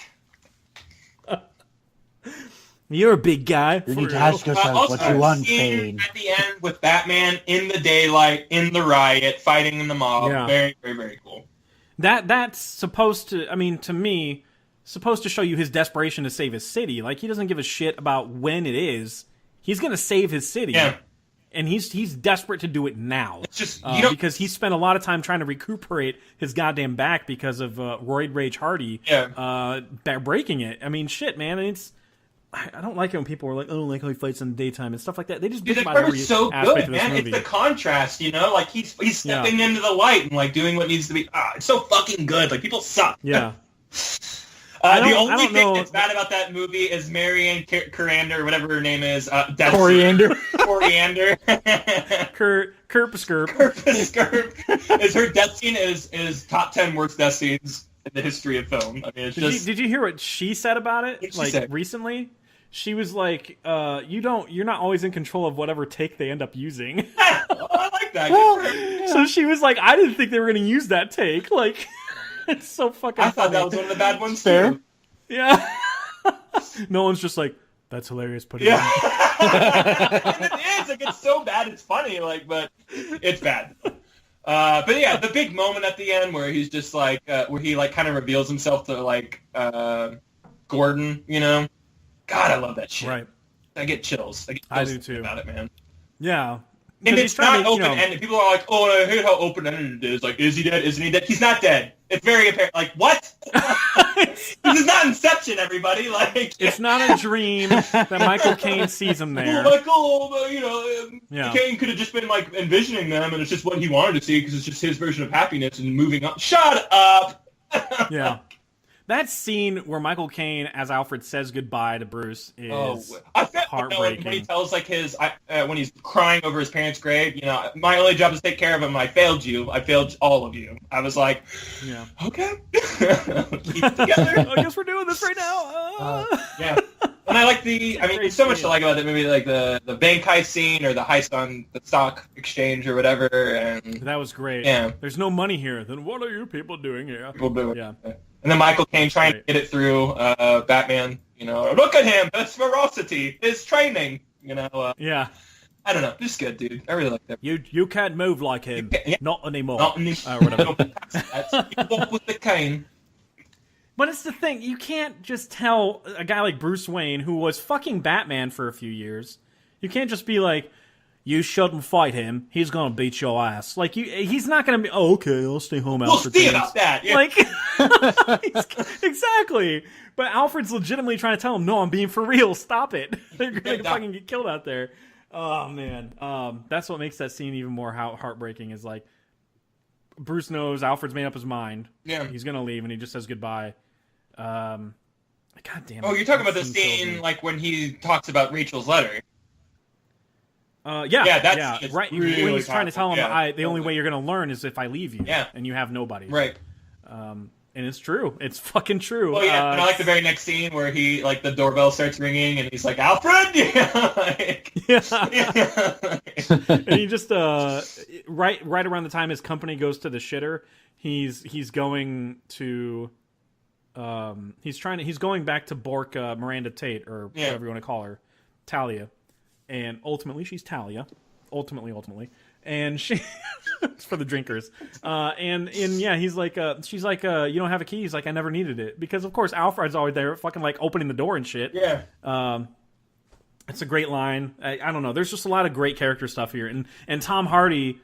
Poor dude's always masked and stuff in Nolan movies, but he gives such a great performance with just his eyes, dude. God. Talk about So an visual. expressive actor, yeah. And it's subtle too. It's not like all like fucking Vince Vaughn eyes or something like You that. think this gives you power over me? Yeah, it's good. It's it's very good. physical and imposing. I like Christian Bale. You know, I think he's a good. Yeah. I think he's a good Bruce Wayne. Christian Bale's good in this too, and I like Ra's al Ghul coming back in a vision and telling too. him about death. I always evade death or whatever, and just kind of like alluding to Ra's al Ghul's like power in the comics. Yeah. Because in this world, this takes place in like our world, but it's just Batman's in it. Mm-hmm. So Ra's al Ghul's power doesn't exist of immortality, but they allude to it a lot. Yeah, exactly. And they doubled down on ideas are the way that you carry on, like what you leave behind, Right. and like your legacy and stuff like that. That's what makes you immortal, and like it could have meant so many things. He could have been alluding to like Talia in that vision. He could have been alluding to so many things that like even though I'm dead and you've destroyed the League, like it still carries on. Yeah. It's there's a lot of meaning. You can extrapolate a lot from it.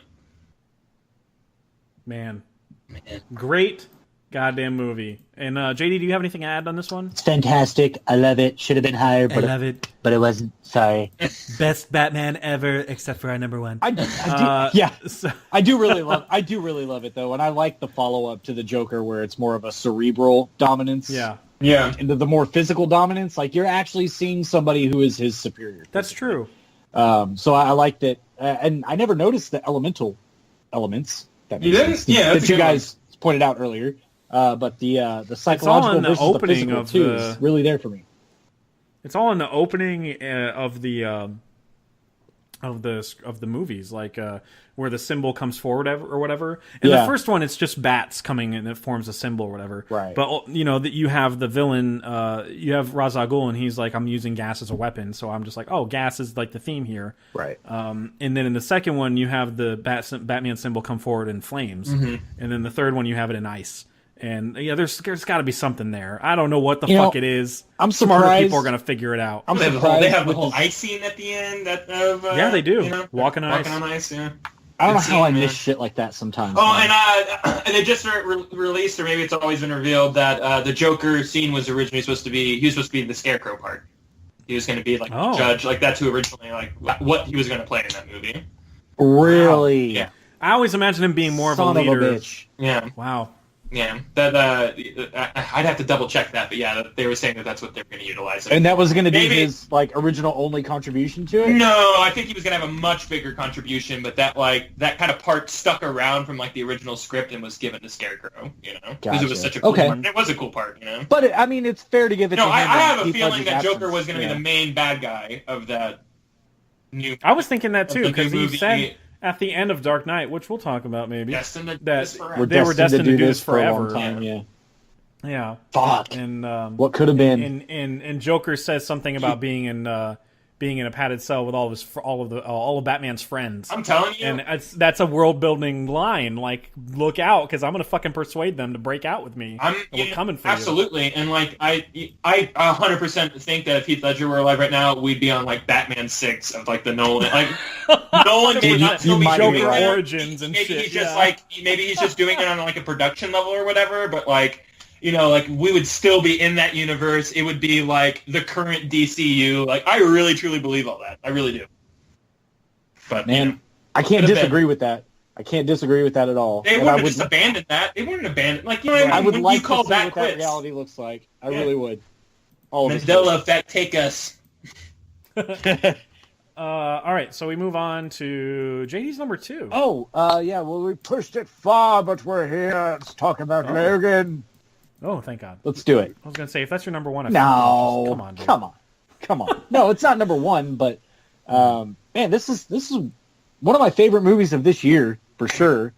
Same. And I think there is a lot of greatness about a lot of the origin stories of the characters that we talked about.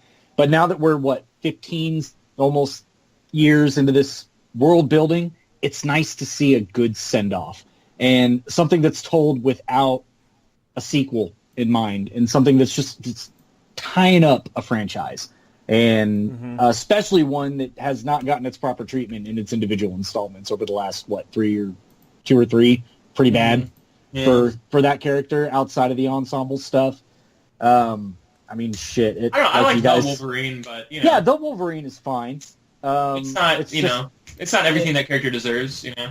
And I think most of the gripes about one of them was that they ruined Deadpool, and that they thought it would kill the fact that Deadpool would never exist as a result of just ruining it with the same actor that ended up playing him in the real movie. Right. Funny to me, but man, this movie, it has so much heart, and it's such a good story, and I dare you not to cry. Like, I fucking dare you. I cry every time I watch this movie. I think I've seen it 5 times now. Whoa. God, man, it really gets me. Yeah, I feel you there, man. I think it's a really powerful ending, and there's a lot of feels that bubble up, as it kind of transpires, but and it earns it, like it does. Like, man, it's very Last of Us in the way that, like, these two people don't really give a shit about each other when they first meet. They kind of begrudgingly, like, don't really like it. Like, oh, you're just going to complicate my life, And by the end of it, like, it's so... They've gone through a journey, you know what I mean? And it's powerful stuff. Like, it's just, it's just an unforgettable type of arc. Dude, yeah. It's such a shame, and I've heard people say this, and I've said it myself, that it took them this long to get a Wolverine movie right. Like, it's true. Yeah. And to get the character right, because this dude's swearing like a sailor in this movie, saying fuck every chance he gets. Yeah. But it makes sense. It's like his character. Like, that's how it should be. And so is Charles. Making up cuss words and shit. Yeah, he's cussing too. It feels weird on him, but for me, it doesn't feel that weird. That world, they don't give a fuck anymore. He's senile, like he's not him anymore. He's kind of losing his mind. I remember old people do that shit. Yeah, seriously, my sweet old grandma, as she got older, just started cursing up. It wasn't her. Like, she never cursed. She was a Catholic, like, never cursed a day in her life. And the second, like, she started to lose her bits, like, woo. Yeah, started cursing like a sailor. So, like, that's it just seems part of the course for me. As you decay, as the mind decays. Yeah, I like that it ended up being the X-Men that we were familiar with being in the story. Their powers end up betraying. I'm trying so hard not to say ultimately. They end up betraying them. Like Xavier, his mind turns against him. He has Alzheimer's and stuff. And seeing how that impacts his power too, how it impacts everybody around him when he has like an attack or something, that's pretty crazy. And then of course you have Logan's regeneration just completely depleting. I'm trying to think of who else. Caliban. I mean, he's always had like a problem with being in the sun, and also he wasn't really in. He was in like Apocalypse for like a split second, so it doesn't really matter. Yeah, he doesn't really matter. Cool character. Stephen Mercer was great in that role. One that we didn't really know before this movie. Mm-hmm. Pretty cool character. I liked him. Yeah, for them to do Logan, well, skipping Apocalypse, I guess, Logan and Deadpool within a year of each other, two of the best of the genre, basically. Yep. That's fucking crazy for Fox. And the fact that they're struggling still with the X-Men series and its identity after First Class kind of set them up for fucking gold for like the next few movies. Yeah, it's just baffling to me. How do you get X-Men wrong? Like, it's so confusing. Whatever. New Mutants looks dope, but I'm talking like outside of conceptual comic book superhero movies, because that's going to be a horror movie. Like, you know what I mean? Like, that's cool. I'm all about that, but you can't just keep relying on concepts to make the movies better. Logan had its own kind of Mad Max-ish post-apocalyptic concept. Yeah. Deadpool had its self-awareness, I guess, which you could say is a concept, or the fact that it's like breaking the fourth wall and stuff. But X-Men is just a team-up movie every time, and you can't just keep doing the formula of like, we break up, we get back together, and we fight a thing together, and that's how we win. And it's like every fucking movie. It's like 6 movies of this now. Yeah. It's crazy. Stop doing it. Anyway, sorry. Got off on a tangent, but Logan is great. I'm glad it was represented so goddamn high. God damn it, it's gonna be like high in our bracket and shit. Yay! All right. Yay! Yay. But I did have Dark Knight Rises higher, so Logan can suck a dick. Suck a big old dick. Get out of here with that shit. So I think our collective number one we can all say is Batman Forever. Oh right? shit! Well, I guess. Batman Forever. The way Did that- you say your number 2?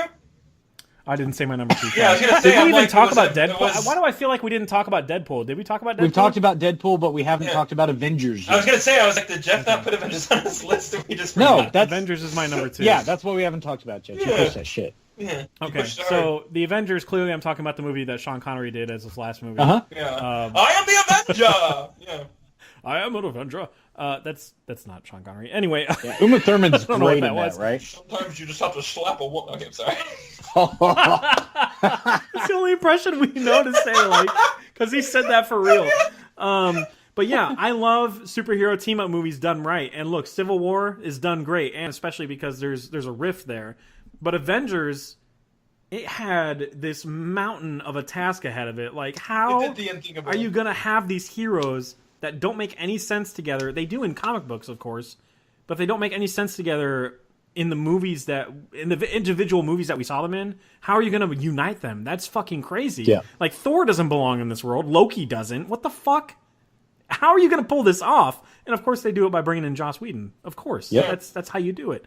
Because if anybody can nail the interplay between the main characters and when they need to be like a crew or together, a lot of the time, it's fucking him. He knows how to make them individuals and how their personalities need to clash.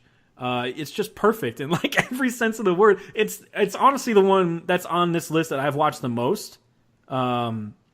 Aside from my number one, like this one is just, I can just pop this in any time and still watch it and enjoy the shit out of it.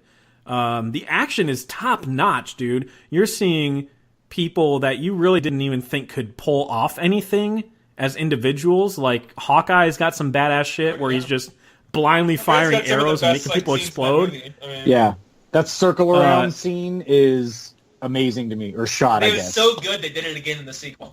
that's true. That's true. The Black Widow, what did she do in this movie? I don't remember. She was more was the there in the beginning. focus of. She had some good parts. She was more of like She the commandeered mouthpiece. like one of those hovercrafts, and Yeah, she did She a lot of gets the Hulk into the fray, right?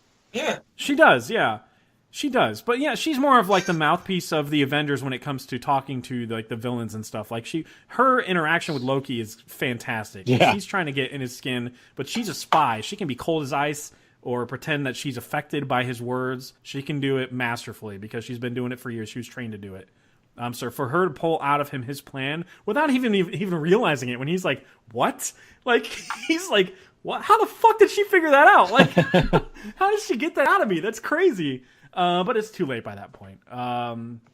Hulk's already starting to get pissy with people, but at the same time, there's something we didn't realize about. I didn't even realize watching Avengers until Age of Ultron was that the inside of Loki's staff was that mind gem, and that was affecting the way everybody was behaving around each other. Mm-hmm. And so you had Hulk. I didn't realize. How did I not see this I have no idea. in all the viewings I had of it? Did you guys realize that? No, not at all. How did I not fucking Wait, realize that? yeah.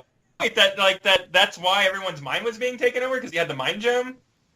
I didn't realize that people were bickering at each other in that room with the staff in it because the staff had the mind gem. Oh, in it. no. Oh, my God. No, I never noticed that. Until I saw Age of I was Ultron. I was like, that very... Oh. That's very interesting. Yeah. Like it even kind of hints at it when it kind of the camera zooms around when they're all fighting each other, and it zooms on into the gem or the glowing part of Loki's staff, and you're like, why did it do that? Like the whole time I'm like, why did it do that? Up until Age of Ultron breaks open that little gem and you see the Mind Stone, and you're like, oh, okay, that makes so much sense why they all fucking hated each other in that one room with the staff in it. It wasn't because they were being legitimate. I mean, a lot of their gripes were legitimate. They do all have tension, but man, that scene is great too. That's as good as any action scene is them bickering against each other because they're all making good points. Especially Cap and Iron Man bickering at each other, and you're like, this is the future of the franchise right here, guys. We're going to see Civil War happen. Like, you just kind of know. You get that inkling. But yeah, the action's great. Still my favorite moment in one of any of these movies. One of my favorite moments in any of these movies we talked about is the Hulk beating the shit out of Loki. Oh, it's so good. That was just the first time you see it. There's nothing like seeing that scene the first time you see it. You know what I mean? Yeah. You're uncontrollably laughing, and you totally forget that the movie's still going, and you're like, shit. Like, how do I have to control myself for the next scene? And then when Hulk punches Thor, because they have that rapport of fighting each other from before, Hulk just randomly punches Thor in the Central Station. Or Grand Central, I don't fucking wherever that is in NYC. It's a subway station. There's just so many great moments in this. Hulk transforming. Hulk has all the great moments. They got Hulk right in the movie. Hulk transforming out of nowhere, saying he's always angry. It still gives me fucking chills when I watch that shit. Yeah, it's incredible in context. Yeah. Like seeing him, like, I'm not going for my powers. I'm not doing that. I'm only doing the science shit. And everybody's like, yeah, sure, you're just doing the science stuff. The only person that's not is fucking Tony, who's like, are you suiting up yet? Is he here yet? The whole time Tony's like, is he here yet? Because I know he's coming. I know he's going to fight for this world when he sees all this shit. Is he coming or not? But yeah, to see him just be like, I'm always angry and transform with ease and punch the shit out of that giant worm thing, so whatever, is great. That's my secret. I'm always angry. And then that turns into a meme where everybody's always... I use that all the time. That's my secret. I'm always hungry. Or that's Harvey Weinstein's secret is he's always horny. Oh, no. That's his secret. Soon. I always wear a robe. Oh, God. God, he's just a weird guy, man. How do you have that as your move? I don't know. Come in. No, this is a totally professional meeting. Just come in, please. Just come on in. You're in a robe. That's worse than the naked guy. It's way worse than the naked man. There's class in the naked man. You know? There's a subtlety. If you don't force yourself as the naked man. There's still a choice with the naked man. There's a choice, yes. Exactly. There's a choice in the naked man. There's an immediate choice. It's not like this could either go one of two ways. When he opens with a bathrobe, you're like... a perfect response to the naked man, and someone would walk away after that. There's no career-defining moments that are as a result or not as a result of the naked man.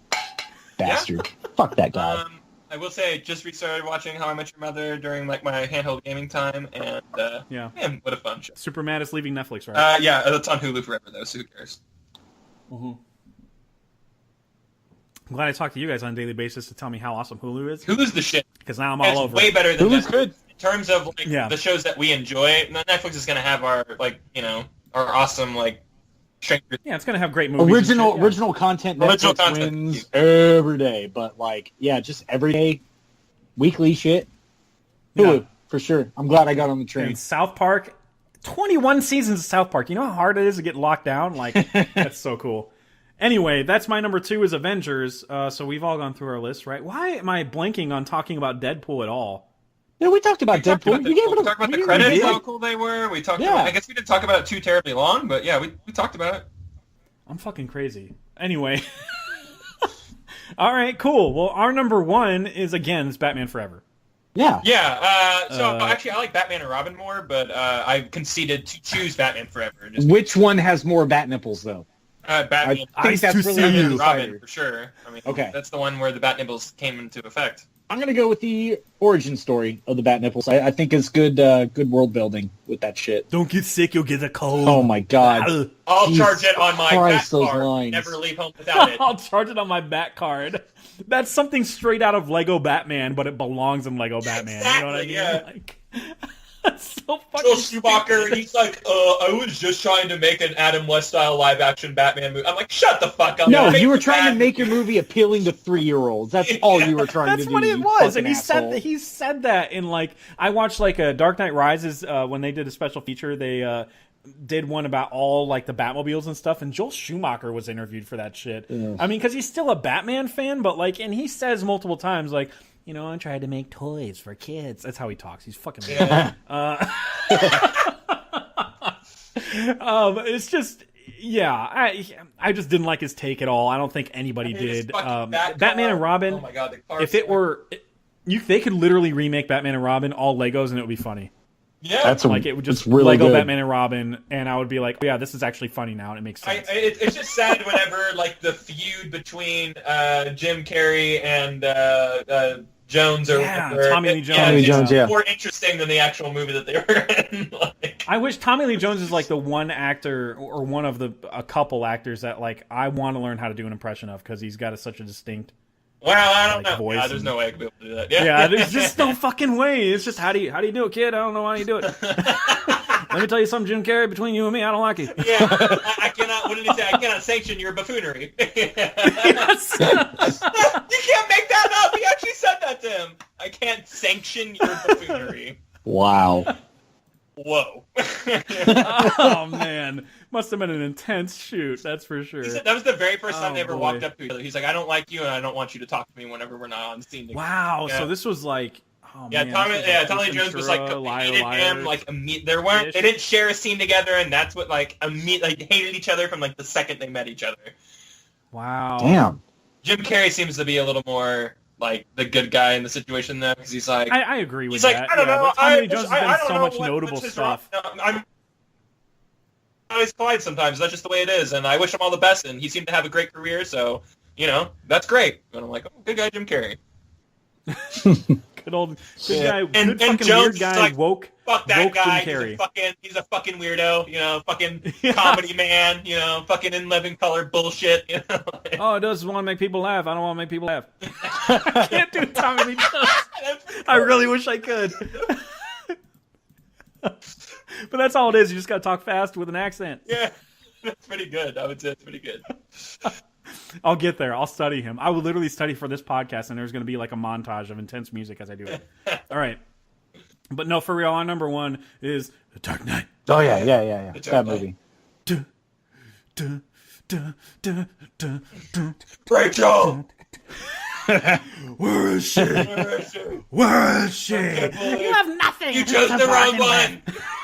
You should have saved her. Jeez. No. Don't talk like them. You're not like them.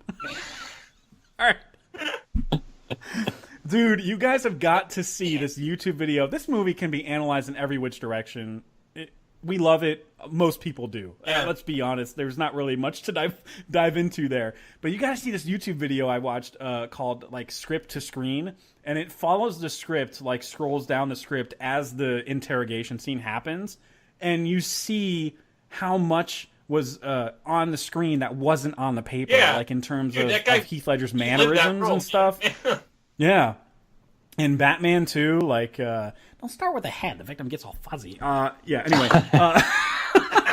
I just love God damn it, I love this movie so much it hurts. It's in my top 4 of all time. Top 5, whatever you want to call it. Top 4 is for Letterboxd. I don't know how you guys feel about it. It seems like you guys might like it, right? Yeah, It's I okay. think it's okay. Yeah, I think it's in my top 3 of all time. 4. Not a big That's- fan of my villains wearing purple though. That's just Yeah, I mean, Right? it's a little too unbreakable for me. I don't like that shit. Yes. Yeah, right. And I feel like they were just doing too much of a Stephen King you know, like kind Yeah, of with the clown thing, you know. It's like we all float Especially down when he's here, waving at Bruce. somebody with with a severed arm. It's really weird. Oh yeah, right. Man, and honestly, let's see. The bank heist scene at the very beginning, fucking amazing. Feels like it belongs in a different movie. Like, what are we That's watching? one of my favorite openings to a movie. Yeah, that violin just slowly just progressing up. Just oh my god, it gives me chills just thinking about it.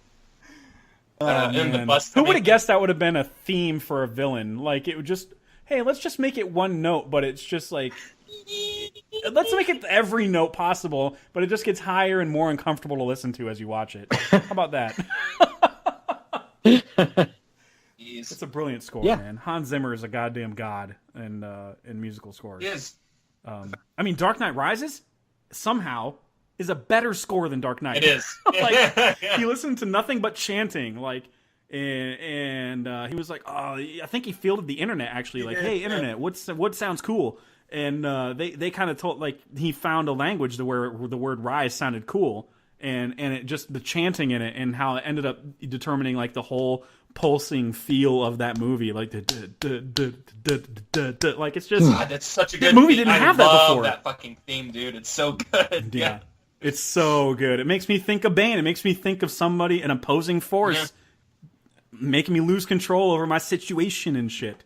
Whereas Dark Knight, the theme, it's not really a theme. It's just kind of like a Psycho thing where it's like, it makes me want to fucking like run away from like the entire movie. Like, makes me scared as shit is what's to come, basically, because you don't know. It's such an unpredictable thing where you keep thinking, here's where the theme's going to end. Here's where it's going to end. It's going to end right here. And it keeps going. And you're like, God damn it. Is Joker going to do something? What's going to happen? I have no idea. I'm stressing out right now. It's such a great decision anyway, that's a random diatribe on Hans Zimmer's brilliance. But the entire movie itself is great. It's just about testing the fortitude of Batman. And if he has the will to do what he needs to do to be the quote unquote hero that Gotham needs him to be. Because before that point, he was literally just beating up bad guys. But when it comes to the gray area, he didn't really walk in that line, except for when it came to working against the law to fight the bad guys. He didn't really, take the blame for a murder, just because he needed to. And it's more about his transition from that White Knight to that titular Dark Knight, where he's just like the guy that murders, suddenly. Just because it needs somebody else and really needs to take the blame for that, and the Joker can't be the winner. And that's his whole, every time Bruce Wayne talks with Alfred, it's all about that. It's every time they're talking about how the fuck do you beat this guy? Because all he's about is chaos. Yeah. You just gotta take the blame for everything he fucking does. That's how you win. That's all you can do. So really at the end, nobody wins. And that's why it's a perfect movie. Yeah. I love those bummer endings. Exactly.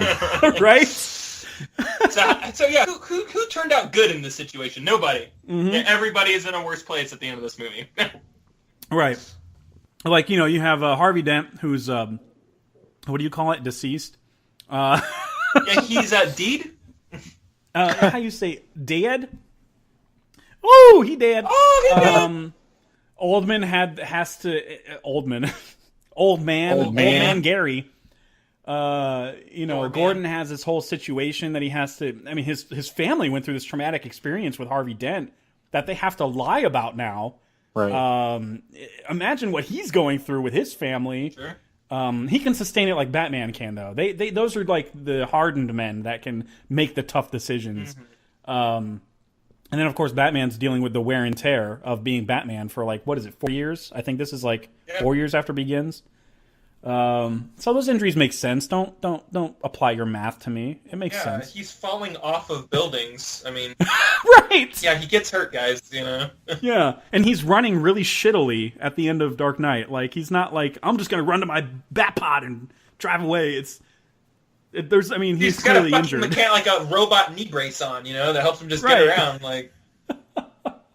Oh man. Yeah, I love Dark Knight. Heath Ledger brought so much to the performance.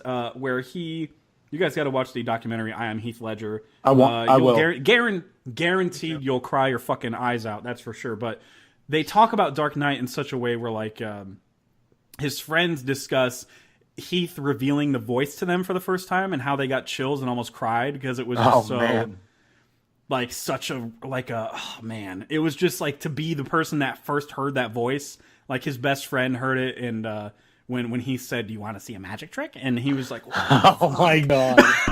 Nice. What just happened right now? But there's a lot in the makeup and like the what he wears and stuff that Heath applied himself. By the way, the makeup, but the prosthetics he wears for his cheeks, it made like he had to keep his lips wet because it would keep falling off.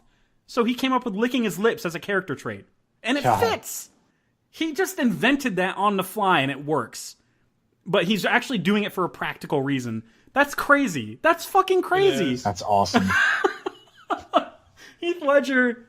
Oh, man. That movie just made me miss him. Is that streaming anywhere more. right now? Or it aired at first on Spike TV, but I wouldn't... you can find it on demand, I think. But I would find the full movie version and stuff, because that one's much more heart-wrenching and just a more full story. The Spike TV one's like an hour, 10 minutes, and it's like, come on, dude, that's bullshit. Yeah. I know that people say this is more of a Joker movie than a Batman movie, but that really pisses me off. Can I be honest? Like, because we got our Batman movie, we got it in Batman Begins. We know what his personality is. We know what he'll fight for. It's just about coming to face with an entity you don't fully understand, and how can you fight it? It's just, God damn it, people. They just make me so mad. I'm sorry. I know Joker's the star of it, but that's because he's so goddamn good. Yeah. Whatever. What a scene stealer. I know. Oh, and Scene guess hog. what, guys? And I've been hearing this a lot lately. Two-Face story was not fucking shoehorned in. It did not feel rushed. It did not feel like, man, when did that start happening? Have either of y'all encountered people who felt this way? I heard that when the movie first came out, but like since then people have talked at length about it, like we're doing now. Yeah.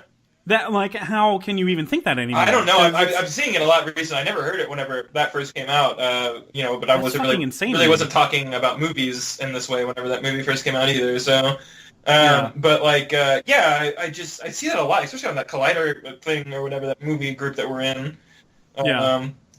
Why is Dark Knight the Spider-Man 3 of the series? Shut up. Can't even come fucking on, call it that. That's ridiculous. Yeah, I mean, because remember that dance sequence? There's two villains in that movie. Yeah. I mean, it's not like there's three. Oh, and speaking of, like, I don't know, you're talking and about... the villain, hold on, though. The villain, though, Harvey Dent, Two-Face, is not really an actual villain on his own. He's just an extension of Joker's plan. Yeah. He's not meant to be this fulfilled villain. He has an arc where he is a great, he means to do well, do things the right way by the law, and you see him start to break already before he even has half a face, like a half a person or whatever. It's just a slide. I mean, if you have Batman on one end and Joker on the other, he starts off closer to Batman, and he just slowly slides down towards the side of chaos. I mean, all that is a measuring stick, and it's not unnecessary at all. Fuck anybody that thinks that. Fuck you. Absolutely. Absolutely. Movie wouldn't be complete without it. Seriously. Yeah, totally. Upsetting. That's upsetting. It's wrong. It's sad. You're sad losers if you think that. Anyway, so Dark Knight is number one in our bracket, that's for sure. I did not expect Dark Knight Rises to be not your number one, Kyle. So I just wanted to make it easier. Oh, okay. It's probably number one. I just didn't want to go through all. This is tough because we all have like different shit, like organized a different way. We could go to Golden Corral. What? What's that from? Sorry, it's from. You don't remember the old commercials? Yeah, I do. We I know could exactly. go to Golden Corral. No, I don't remember. They were families are actually excited to do that. It's like no family has ever been excited to go to Golden Corral. No, seriously. It's like a subtle. All right, I'm not Zero fucking cooking families tonight. are We're going to excited for Golden that. Corral. Mom, like. You know what our next, I think, equally highest movie is Logan. Yeah. Because it's 6 for me, 4 for Kyle, and 2 for JD. Wow. That's our next highest movie. And then I would put Dark Knight Rises. When Logan came out, I remember going, yeah, that's like ballpark Dark Knight for me. Like, I'm just like, I was just like, that was like of the same league of quality that like the Dark Knight was running in. Immediately, I I sat there and like thought on it for a week. I was just like, right as I walked out of the theater, I was like, man, that's what the fuck. You know? We saw that one. We saw that one together, bros. We Bros? did. Yeah, oh bro, my that God. was a bro We experience. did see that together. Yeah. That was an entertainment skirpadapatuma of champions Forever exclusive. etched in history. Forever etched in history. That's crazy. I like the idea of the villain is just yourself. I mean, because ultimately it is ultimately. God damn it, man! I'm almost done with this whole bottle of wine because of you. I'm playing the drinking game over I've here. been playing at home with everybody else, and because his body's turning against him and stuff, and he's fighting to stay alive. But Right. to have him fight his younger self, it makes sense. And there's there's some poetry there. And I know that people kind of shit on that like it's lazy. There's some people that I've encountered that were like, it could have been a stronger villain or whatever. But his body's turning against him at this point. It makes sense for him to come face to face with his better self. Well, it's a progression. I mean, they use his DNA for 23. Why wouldn't they use it for 24? Yeah, that's true. I That's mean, 100% true. they're it's so cool how I mean, I know that like in real life he's really not that old looking, and in real life he's not as young looking as clone. But you get both versions. You get a really young Hugh Jackman looking character, and you get a really old one. And like watching them fight is fucking cool looking. Right. It It's is. cool. It's just aesthetically cool, and he doesn't look like shit. Like it doesn't look Right. like No, it looks CGI. so It doesn't good. look like CGI shit. You know, it looks really good. He doesn't look like a literal human shit. Who took a human shit in my bedroom? The guy from Shit on my floor? Your opponent, Logan, is a little human shit. All right. Eat it. Poop Eat jokes it. for the An ice Sorry. cream cone Too that much poop Salo. got We're talking. Too much Salo. Fucking Salo. Oh man, that's Hey, you not gonna talk. leave your brain You anytime talk soon. about poop, and that's where my mind goes nowadays. Like I can't you're see welcome. the fucking poop emoji without thinking about that shit. So Yeah. so Honestly, glad. our next glad I signed up for this. average highest is Civil War. Like in Okay. terms of like, it's 3 for me, 5 for for me. Kyle, 4 for exactly. So we can go like based on average highest, and then Dark Knight Rises Okay. at 4, because we do all have that, of course. Correct. We do all have Avengers. That's my number 2. That's 6 for Kyle, and my 5. 5. Should that be our 5? We can go 5, and then Winter Soldier at 6. Okay. Because that's that's Kyle's 3, that's my 4, and that's JD's 7. Okay, so then Got to do what, Guardians Deadpool? or Deadpool. Yeah. I say Deadpool and then I Guardians. could do Deadpool over Guardians. Okay. Watchmen next because that's a commonality. Okay. I think after that we should just go based on like who had it higher. Like Batman Begins is like the highest one that's not in our bracket. Sure. So we can go number 10, Batman Begins. I like it. I had Iron Man at 8, but I do watch Batman Begins more because it's fucking Nolan. Yeah, it's fucking So I'm gonna go Iron Man 11, and then we have JD's Spider-Man at 9. What else do we have? Spider-Man at 9, and so Spider-Man makes sense because X-Men First Class is 10 for me. Can I Okay. just say, you know how Batman doesn't kill anybody? Didn't he blow up an entire dojo of ninjas in Batman Begins? He did. Okay, I just wanted to throw it out there. to his own logic at the end of the movie, I don't have to say. I don't have to save any of you. I'm like, yeah, you just leave a lot of people for dead, like a lot. I don't know. Sorry, I was trying to do a Liam Neeson. Hold on. Let me channel this. Yeah, good luck with that. I will find you, I will find you, and I will kill and you. I will kill you. I am Ra's al Ghul. Like no, can't do it. The word of the night. This is fucking hard. That's one of the harder impressions I've ever done. Yeah, dude, So this that- is like a weird like, I can Scottish do it- like you can always do a hear a bit growl. of a Scottish accent in everything that he does. Just do a grunt. That's it. That's all it. you need to do. Oh, is that your Liam Neeson, bro? Yeah, that's it. So with that, we have 3 spots left. So we could each of us pick from honorable mentions. So I say we just keep going in order. Kyle, do you have one in your honorable mentions that you want to put in here? So I just want to throw in there. Yeah. I want to elect and we can put this at 16th seed, Blade 2. Okay. Okay. We can just put it next. Fuck it. Yeah, 16. It's not going to be better than whatever y'all are about to choose. Okay. It might. I might fucking be. love that movie, and I think it's like the most underappreciated like comic book movie of all time. Like, it's Oh, just it like absolutely it's super is. fucking I mean, people good. shit on it so much. It's hard art. Like, it's Guillermo Yeah. del Toro, like doing it hard. You know, it's just good. Yeah, it's great. Blade Trinity is a piece of shit. Though. Blade Trinity but sucks. Yeah, Oh my god, so it's bad. terrible. You Ryan guys Triple Reynolds H in your was movie? like the Come on. fucking harbinger of death for comic book movies for the longest time. He was. I mean, with Green Lantern and fucking Blade 3 and fucking X-Men Origins. X-Men Origins, yeah. Dude, you were just like, God, can this guy not get a fucking break? Like, stop it! Yeah. Because I knew Chris his Evans. talent, man. I knew he was talented. Like, I've seen all his other stuff, his comedic stuff. Just Friends, Waiting. It was great. Yeah. So, I mean, I was just kind of like, when is he going to get his good break, like his big break? Because I was really rooting for the guy. And Deadpool was the one that he was always suited for. Yeah. So that was just perfect for him. So Blade 2 is Kyle's pick. JD, do you have one? Man, if I'm gonna pick one just for fucking funsies, I'm gonna put Kick-Ass in there. I fucking love that movie. Ooh, okay. It's stupid, and it's not like I like it more than other ones. It's just Stupid. I watch it a lot, and it does have Nick Cage's rip-off Batman. I mean, come on. Yeah, Hey, it's good. Come on. Big But Daddy. it's enjoyable, it's fun, and I like it. I'm not wrong, but I'm probably wrong. I feel like that's going in for sure, but I feel like for legacy's sake, we should put in Batman. The Ridge. The original? The Ridge, yeah. Tim Burton? Let's do it. Yeah, I like that. Let's put that in there. Let's do I'm it. gonna like that one. That's an honorable mention for me. I saw that in theaters like in the last year, and Dude, I love that movie. that movie is so much fucking fun. Dude, it's so good. There's not a lot You of ever logic seen in it, Devil but Pale it's so Moonlight? good. It's so good. There's so many great lines, and Jack Nicholson's fucking insane in that movie. And Right? He is So so are you good. still wanting Blade 2 at 16 or okay with it or yeah, I'm just Blade 16. Yeah, that's fine. okay?